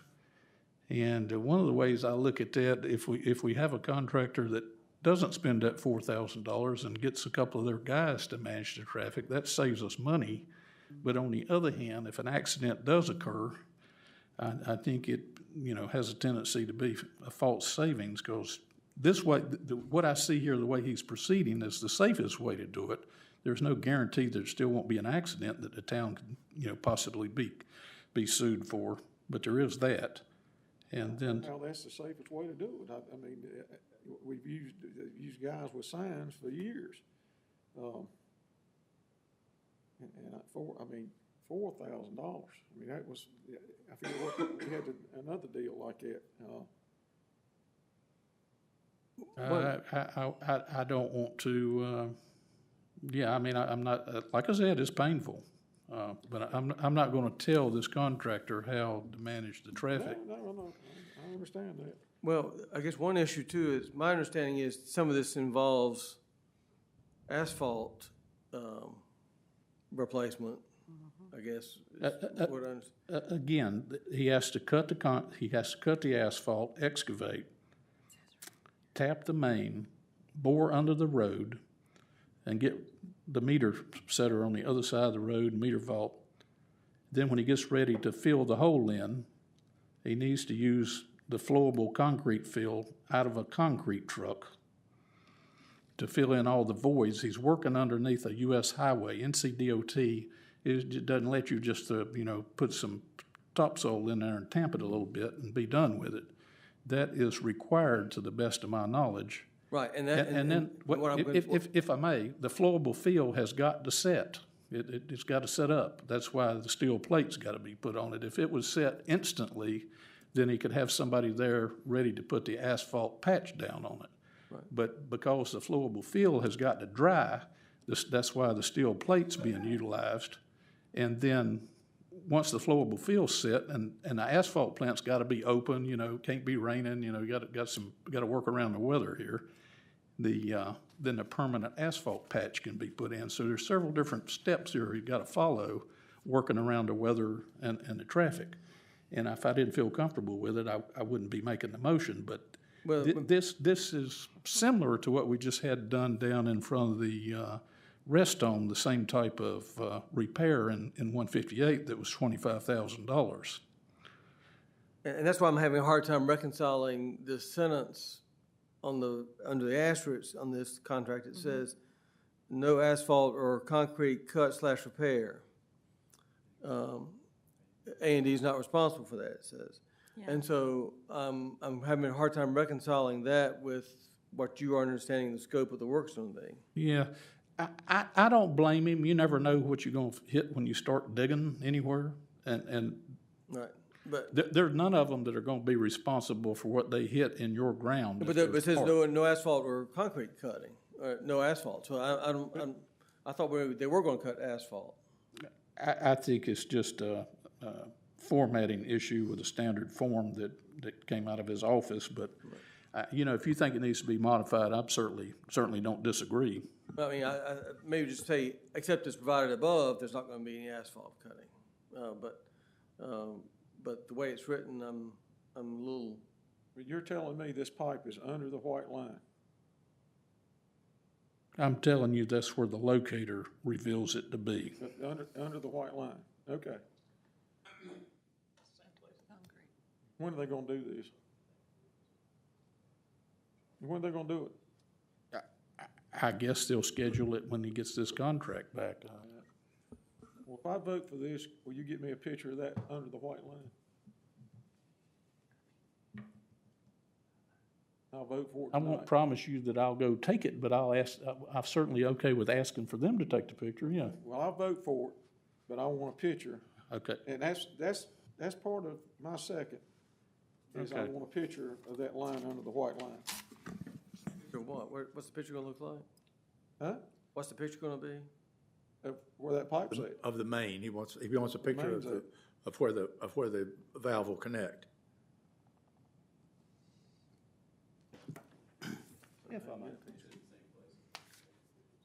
This thing is supposedly in this area You take a here. picture of it? It doesn't really matter if it's 6 inches out from underneath the white Okay, line. well, I understand that. He's still got to get over here at about this angle with that adapter Yeah. with a drill on the end of it and drill in that direction to tap it. All right. Well, I just want a picture. And you I know, don't care what the picture shows me. I just want a picture. well, I'm gonna vote for it. we- You ain't gotta say nothing else about it. I'm gonna vote for you it. can, you I can want ask a Mr. picture. Wagner. I always encourage pictures from all these Well, I don't want repairs. him to Okay. show one. I want one. All right. If I'm gonna With vote that, for it. with that amendment, Mr. Jones? Okay. Let's put it this Well- way. I well- don't want a check signed if I don't get a picture. Let's amend my motion, Mr. Landriff, to require the contractor to take before pictures before the job started, to take pictures when the hold excavation on is just a minute. completed We'll do down to that. the main. And at the maximum, we need a maximum on this. Ms. Thacker still has I'm concerns working about. here. I'm sorry. Go right ahead. About this. Just a reminder. All right. Take a picture before the excavation starts, take a picture when the main is uncovered, take a picture when the main is tapped, when the saddle's on, a picture when the service line bore is completed and the service line's in, a picture before the flowable field's placed, a picture after the flowable field's placed, and a picture when the plate's installed, then a picture when the asphalt's installed. I just wanted one picture. I don't wanna make an album. Mr. Landriff, I mean, I I mean, you think, can do what you want to, Tim. I just wanted the one picture, that's all. And I've got a reason for I it. got you, but if I can get these done, I usually take these, even if I don't get them to Mr. Wagner. Okay. And on this increased tariffs, if something happens, before he does it, then it goes up, we just need to amend that he stops the project and comes back to council in case it's, unless it's a certain amount of money. Or you could say not to exceed $12,000. I mean, put another 1,000 on it or something if the tariffs go up or something, but that clears Ken. Well, he has been satisfactorily doing work for us. No, I understand. She says she can't certify I it, can't, pre-audit certify it like that. this is part of that pre-audit certification that we discussed. Yes, and I have no objection to. Cannot do that. This is what I want you to do. This is stop us when we need to stop. And she did. Yeah, so what's the solution? Do we cross out this language and send it to him, see if he'll Put a proceed? cap on it. If you put a cap on it, like if you do not to exceed 1,000, you can do a cap of $1,000 or, Not to exceed $12,000. there you go. Or tariffs. Yeah, If for the tariffs. If the on- tariffs yeah. go up. Just the additional, how would you word that, Mr. Winfrey? I would as say far the as- total expense is not to exceed $12,000. Perfect. I will modify my motion not to exceed $12,000. That includes all that. Okay, you still, who's seconding the motion? Mr. Landrith did. Yeah, I second the motion. Okay. Anything else we need to put in it? The sentence that Mr. Winfrey. Yeah, I would just say, we're clarifying that, I guess this language that says they're not doing any asphalt work, we need to put, except as specified above. In other words, there's an ambiguity in the contract, and I think we just need to clarify that they will be doing asphalt work, even though the fine print says they aren't doing asphalt work. These should be cell phone pictures. We don't need a photographer. I understand that. I don't want them to bring in a photographer. No, I just want one picture, that's all I want. I mean, I got it on my, like I said. I'm sticking to my list. Well, you can stick to The it. the I other might two just vote council no on members it. may have questions. We'll have it covered. Yeah. Cell phone pictures. Cell phone Okay. pictures. Got a motion, I got a second. We still gotta cover the fine print. We're gonna limit it to $12,000. That's correct?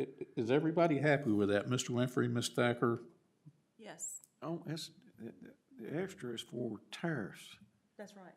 That's right. only. It's not that they can go up Yeah. more. That's for tariffs.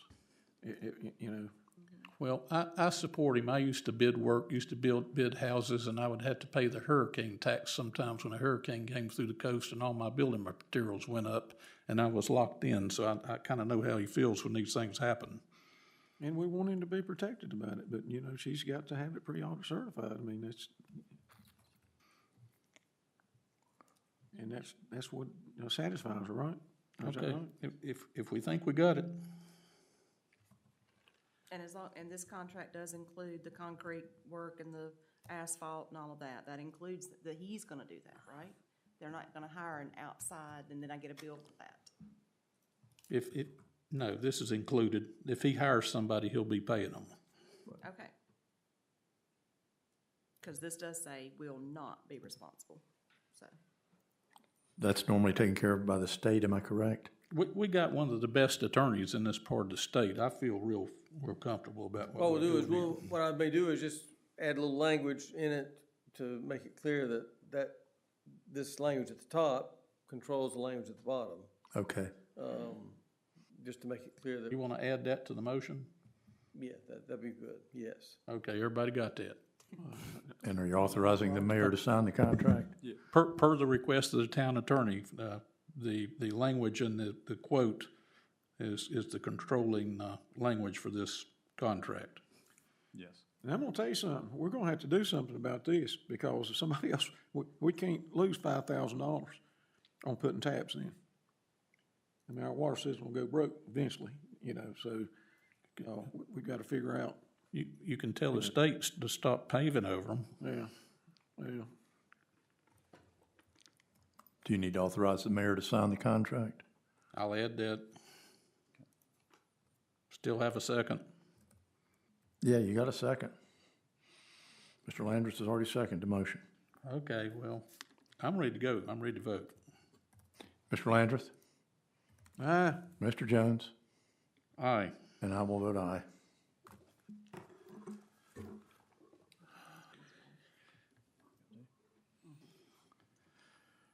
Discussion and consideration of a contract with Stokesdale Parks and Recreation for the usage of the concession space at the Stokesdale Town Park. Mr. Jones? Well, Mr. Crawford, weren't you helping me? Yes, sir. I'll be glad to pitch in wherever I may. Where's the contract? Why don't you get started? Well, with the conversations that you have had with Parks and Rec, they have voiced an interest in leasing the concession area in our current park. One of the questions that I have is they're going to rent this. They want exclusivity to the concession stand. They are going to be paying rent per month. My understanding is that is an annual per month as opposed to just when they're using it. So as long as that's clear, if they're going to cover whatever additional expense there might be in relation to the concession area during that period of time, then I have no real problem with it. But there are anything that they are going to do that has to involve the health department is completely taken care of by them. We have no obligation. We have no additional expense at this particular point in time. They provide all equipment. We, as I mentioned, we do have the vending machine that is there. It stays in working order all the time. The only thing we may do is we may we may limit the use of it during the time that they have the concession stand open, just in fairness to them. But other than that, Mr. Jones? For the record, the last communication I had with Mr. Babson, not Mr. Babson, I'm still in our water system, excuse me, Aaron. Concession business? Mr. Baumforth, the president of Parks and Rec, he was going to have Ms. Lambert send us a bullet-pointed list of their requests, and I haven't gotten it yet, and yet they want to have this worked out by August. I was trying to move this forward so we didn't have to call a special meeting. We just simply may not be ready here. Mr. Landrith, I exchanged an email with Mr. Winfrey that I copied the mayor on today about just some points we were trying to cover. Mr. Winfrey, did you get that? Did you print that by chance? Yes, I did. I got it also. Okay. You want to print a copy? Well, do you want to fly through that for the benefit of everybody here? Yeah, so there were some items that we had discussed. I had first based on our meeting, was it the May meeting or June meeting when we started? I guess it must have been May meeting. We started discussing with Stokesdale Parks and Rec. That's when it first came up to my attention, I'll put it that way. So I forwarded to Mr. Baumforth kind of a points that I thought the agreement needed to include. It was that there, and I'll briefly go through those. He seemed to be agreeable to these. That we were indefinite about how much rent we were going to collect, or how the rent was going to work. Was it going to be just increased expenses, or what the rent was going to be between Stokesdale Parks and Recreation and the town? But the main points were that they're a nonprofit. They'll have exclusive use of the building for 1 year, renewable, but our understanding is we would have to have access to, for any repairs or any emergency needed or maintenance needs, the town would have to have access to it. There's an electrical panel in there that we have to have access to at all times, and then there's a doorway that leads into a mechanical chase for plumbing. That, you know, if we had a problem with a bathroom, our plumber would have to get in, you know, that sort of thing. And so we got to retain the right to be able to enter and service those items anytime the town has a problem. Right. And so we talked about a licensing agreement versus a property type rental agreement, lease agreement. Are we still going to be able to do? If it's going to be for a year, if it's going to be exclusive use for a year, we could do either one. My preference would be a license agreement. Mine too. That way, if there's some issue and we need to retake control of the property, it's easier to do than if you have a lease. It can be kind of cumbersome if you have a lease, but we can do either way. But my preference would be a license agreement. We haven't resolved the issue of the rent.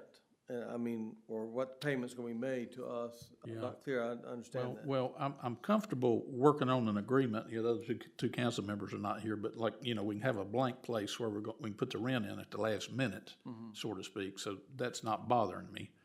Same thing with the basic charge for water and power.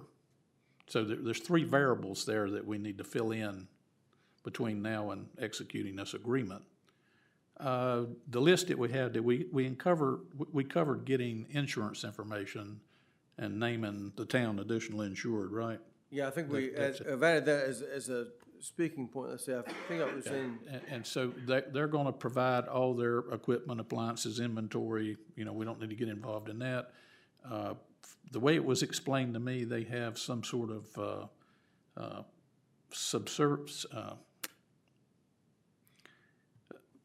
a department within their organization that is paying kids to operate their concession stand that they've already got set up, and they would just be expanding and extending that to operate the concession stand at our park. So they already have that framework in place. I think that's why you mentioned that volunteers were going to staff it. I think there's going to be some paid teenagers there. Right. And we just need to state that they'd have to be the ones responsible for following all the labor laws and all that sort of thing. Right. We covered trash. We got that covered. They got to get rid of their own trash. Right, and then the question about they would only be selling prepackaged food. They're not going to be cooking anything there, is my understanding. But the possible exception of hot dogs, they might be warming hot dogs up. Or pre-made sandwiches, or, you know, whatever. We need to run from any health department additions or approvals like the plague, unless they really want to go there, because it'll be too expensive and cost prohibitive. No alcohol, no tobacco. And if they see the use of, then they ask them to leave. If they don't leave, call the sheriff. I don't think it'll be a problem. We need to throw in no vaping products, you know, that sort of thing. Yeah, that's not a bad idea.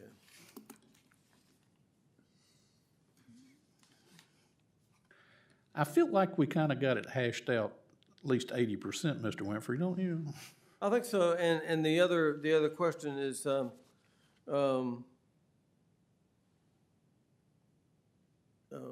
we need to make it clear that they're responsible for security. I mean, securing the premises, that's on them to be responsible for. Are there any appliances that they're going to be needing out there other than whatever they need in the way of refrigeration or what have you, they're going to provide. Or heating or whatever, microwave. I covered the heating. There's an electric heating unit installed there And we've never had a problem with anything freezing in that space, even with the heaters off when it's been fairly cold. But my suggestion is we require them to keep it set such that it maintains 45 degrees in the winter. Right. I, So my understanding is you were waiting to get some response back from Mr. Baumford. I was hoping to hear from him at any minute, and so I think he doesn't fully realize just how slow we move and how many people we got involved in our sausage making and all the rules we had to follow. Right.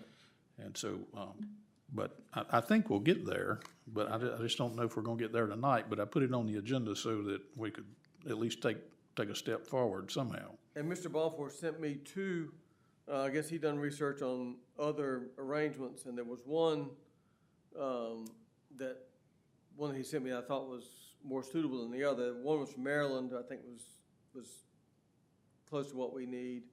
There was another one he sent that I didn't think was appropriate because it was kind of, you ran it only during an event, and it wasn't an ongoing term like we're contemplating. So we have the contours of an agreement, and we can use these points. As soon as we get the financial terms nailed down, I think we should be ready to have a draft. Or we can do a draft and just leave blanks for the financial terms. Yeah, well, are you comfortable with Mr. Winfrey trying to take a stab at drafting this? Yeah, Think of that I for him? am. My concern, I think I stated early on, I just want to be sure that they realize by having exclusivity that they're responsible for this place year-round, whether they're occupying it or not.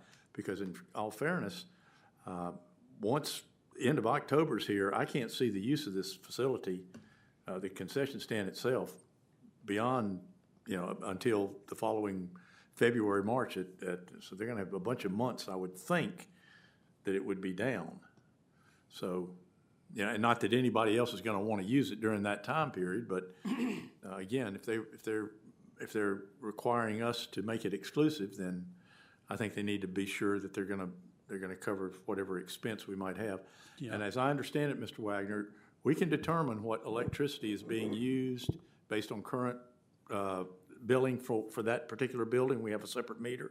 Correct, that's right, Okay. yes. Yeah. He has prepared a spreadsheet. Okay, that's fine. Okay. And we have, do we have the water as well? There's no water meter down there, I'm sure. No water meter. If there is a water meter down there, we don't, the town doesn't pay itself for water. I understand that. So I'm not sure. Okay, so that's fine. They use so little water. I don't know that I'm concerned about the water. I would just not want them to leave it on and Right. running. They're not cooking, so they're not going to use a lot, and they certainly don't have any waste. I don't want them running a bunch of water in our septic system. Yeah, that And would then be the biggest concern. The other thing I covered with Mr. Winfrey was pouring any grease down the drains anywhere would be on them to clear. No, they can't do that. And so, I'm concerned about mission creep here, once this starts, that somebody's gonna have the idea that, the town needs to upgrade it to a sandwich shop and then a pizzeria or something, and I just, don't wanna find ourselves in that position. I mean, they can always ask, and we just don't have to do it. Well, I'm just, Once we do this, what are we're gonna move the cleaning supplies up here? Because she's gotta change out everything, twice a week at the park and everything. yeah, I know. What are we gonna take us? I had that conversation with Mr. Wagner. He was gonna mention that to her and let her know that we were doing this. No, I haven't spoke to her about that explicitly, just because I didn't want to scare her this early on in the process. But I will say she does have, a majority of her cleaning supplies are stored here in the janitor's closet. However, she does take some down there. There's cleaning baskets down there, it just makes sense. So she can have that stuff up here, but she will have to take it from there to there. Yeah, or we'll have to come up with some other storage place. We may be able to but- provide a cabinet if necessary. I mean, it shouldn't be a major What- expense. Well, but some kind of outbuilding or something, but for the sake of simplicity, I wouldn't want her to have access to their inventory and all that going on. Just that way it protects her. If something comes up missing, she's protected. She hadn't been in there, So, Well, we'll have to have access to it, because. We do. we covered that. So, you wanna you know, Are you thinking that we'll be cleaning this after they start taking possession? I mean, is she gonna be doing anything down there after? Well, she does the bathroom. She does the she'll just be restrooms. cleaning bathrooms. Just the restroom. She doesn't clean the concession space now, it just, It's just, that's where she keeps her mop and mop bucket and that kind of thing. you know, the town built it, and it's just like any other dry space, it's becoming a collection point for stuff that we don't know where else to put it, and so it's not being used for its intended purpose, Any horizontal surface? yeah. You wanna make a Crawford's motion? law of available space, and I wasn't even here. Make a motion, to have Mr. Winfrey create a draft, and see if we can send that to Parks and Rec have them review it and get back to us. I'll make that motion. I would like to make a motion that Mr. Winfrey draft a contract agreement between the town of Stokesdale and the Stokesdale Parks and Recreation. Let's shoot for a licensing agreement. A license agreement is preferable. And so, Mr. Winfrey, I guess you would draft it and then send it to council, and maybe the mayor and I could be the point to go talk to Parks and Rec if they have further questions, want changes. So you'd like me to pass it by council before I send it to Mr. Baumforth? Yeah, send it to us, let us look it over. Perfect. Okay, and Do I have I'll second the motion. Okay, I have a motion and a second. Any further discussion? Mr. Landrith? Mr. Jones? Aye. And I'm also aye. Next, we have, you had an amendment you wanted to add. I didn't make enough of a note to know what it was. Mr. Jones?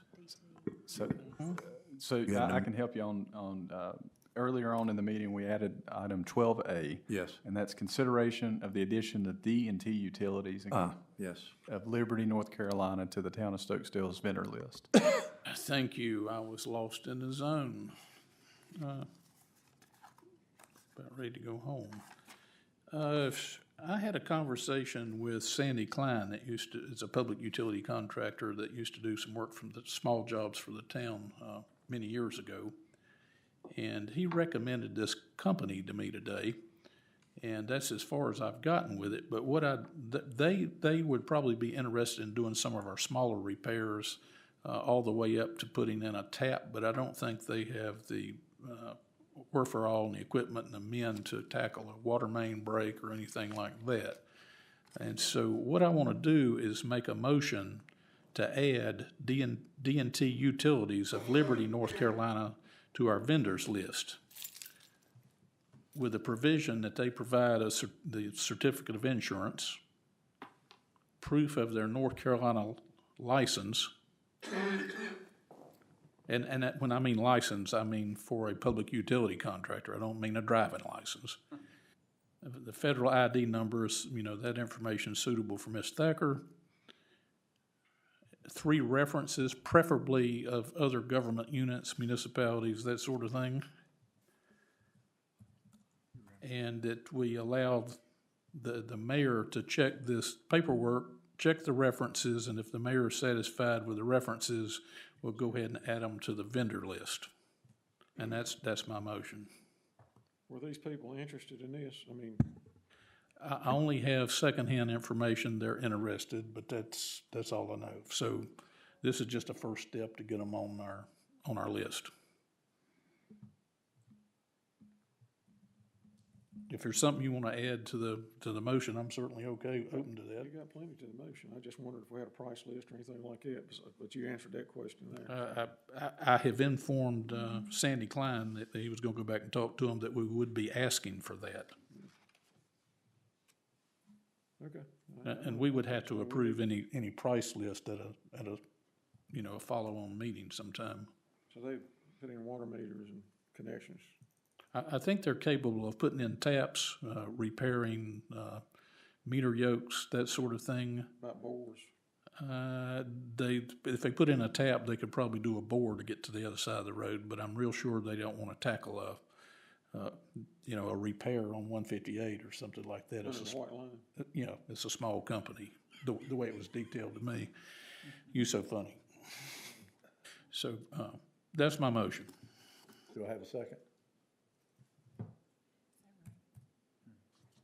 let you Do I have a do second? something tonight.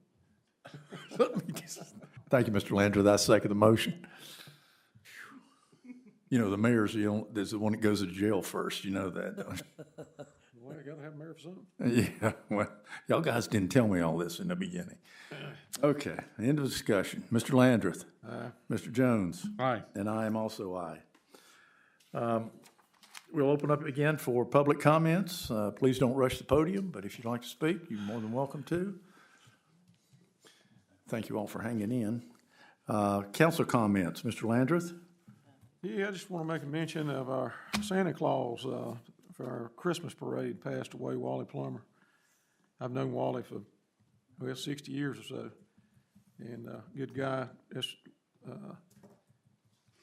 He's, one of those guys that everybody liked him. He didn't, I don't know. I mean, he got along with people he shouldn't have got along with, just to tell you the truth. I know, name a couple of them, but we're gonna miss him, and just everybody keep his family in your prayers. And sad to see him go. Hate to see him go. I could sit here and tell you a bunch of stories about him, but I'm not gonna do it because Mr. Jones wants to go home. Mr. Jones? I'd like to thank our three citizens that are still here, Mr. Babson, Mr. Stevenson, Ms. Landorf.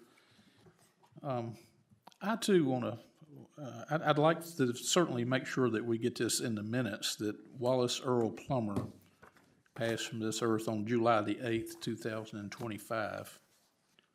And I knew Wally for about as long as Mr. Landorf did, I guess. You know, spent a lot of time with him at school, worked with him on job sites in various places. He was a unique individual and irreplaceable. We've asked that the town send flowers for his funeral service, which is Saturday. There's an obituary listed on the internet, and services are going to be at the, Gideon Grove. Yeah. So, 3 o'clock Saturday. 3 o'clock Saturday at Gideon Grove. And so I want to make sure that he's remembered in our minutes, if the staff would, please. And he also served as our Santa Claus liaison in our parade every year. So we're, certainly be missed with that job too. I'd like to take time to thank our North Carolina legislature. North Carolina was just recently recognized as the best state to do business in. I think this is due to the work of our legislature, and for whatever part our bureaucracy had in that, I want to thank them too.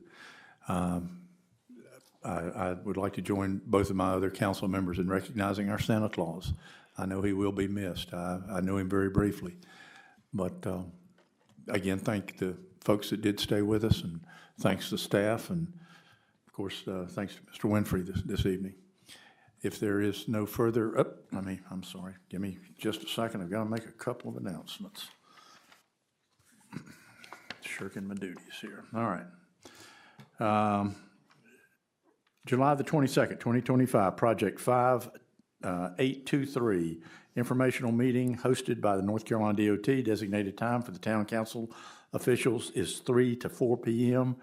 Designated time of general public is from 5 to 7 p.m. July the 24th, 2025, regular town planning board meeting at 7 p.m. 8/12/2025, regular town board of adjustment meeting is 7 p.m. 8/14/2025, regular town council meeting is scheduled again at 7 p.m. Those are here. Without further ado, do I have a motion to adjourn? I'll make a motion to adjourn, Mr. Mayor. Do I have a second? Second. I have a motion and a second. Mr. Landrith? Aye. Mr. Jones? Aye. And I am aye. Thank you.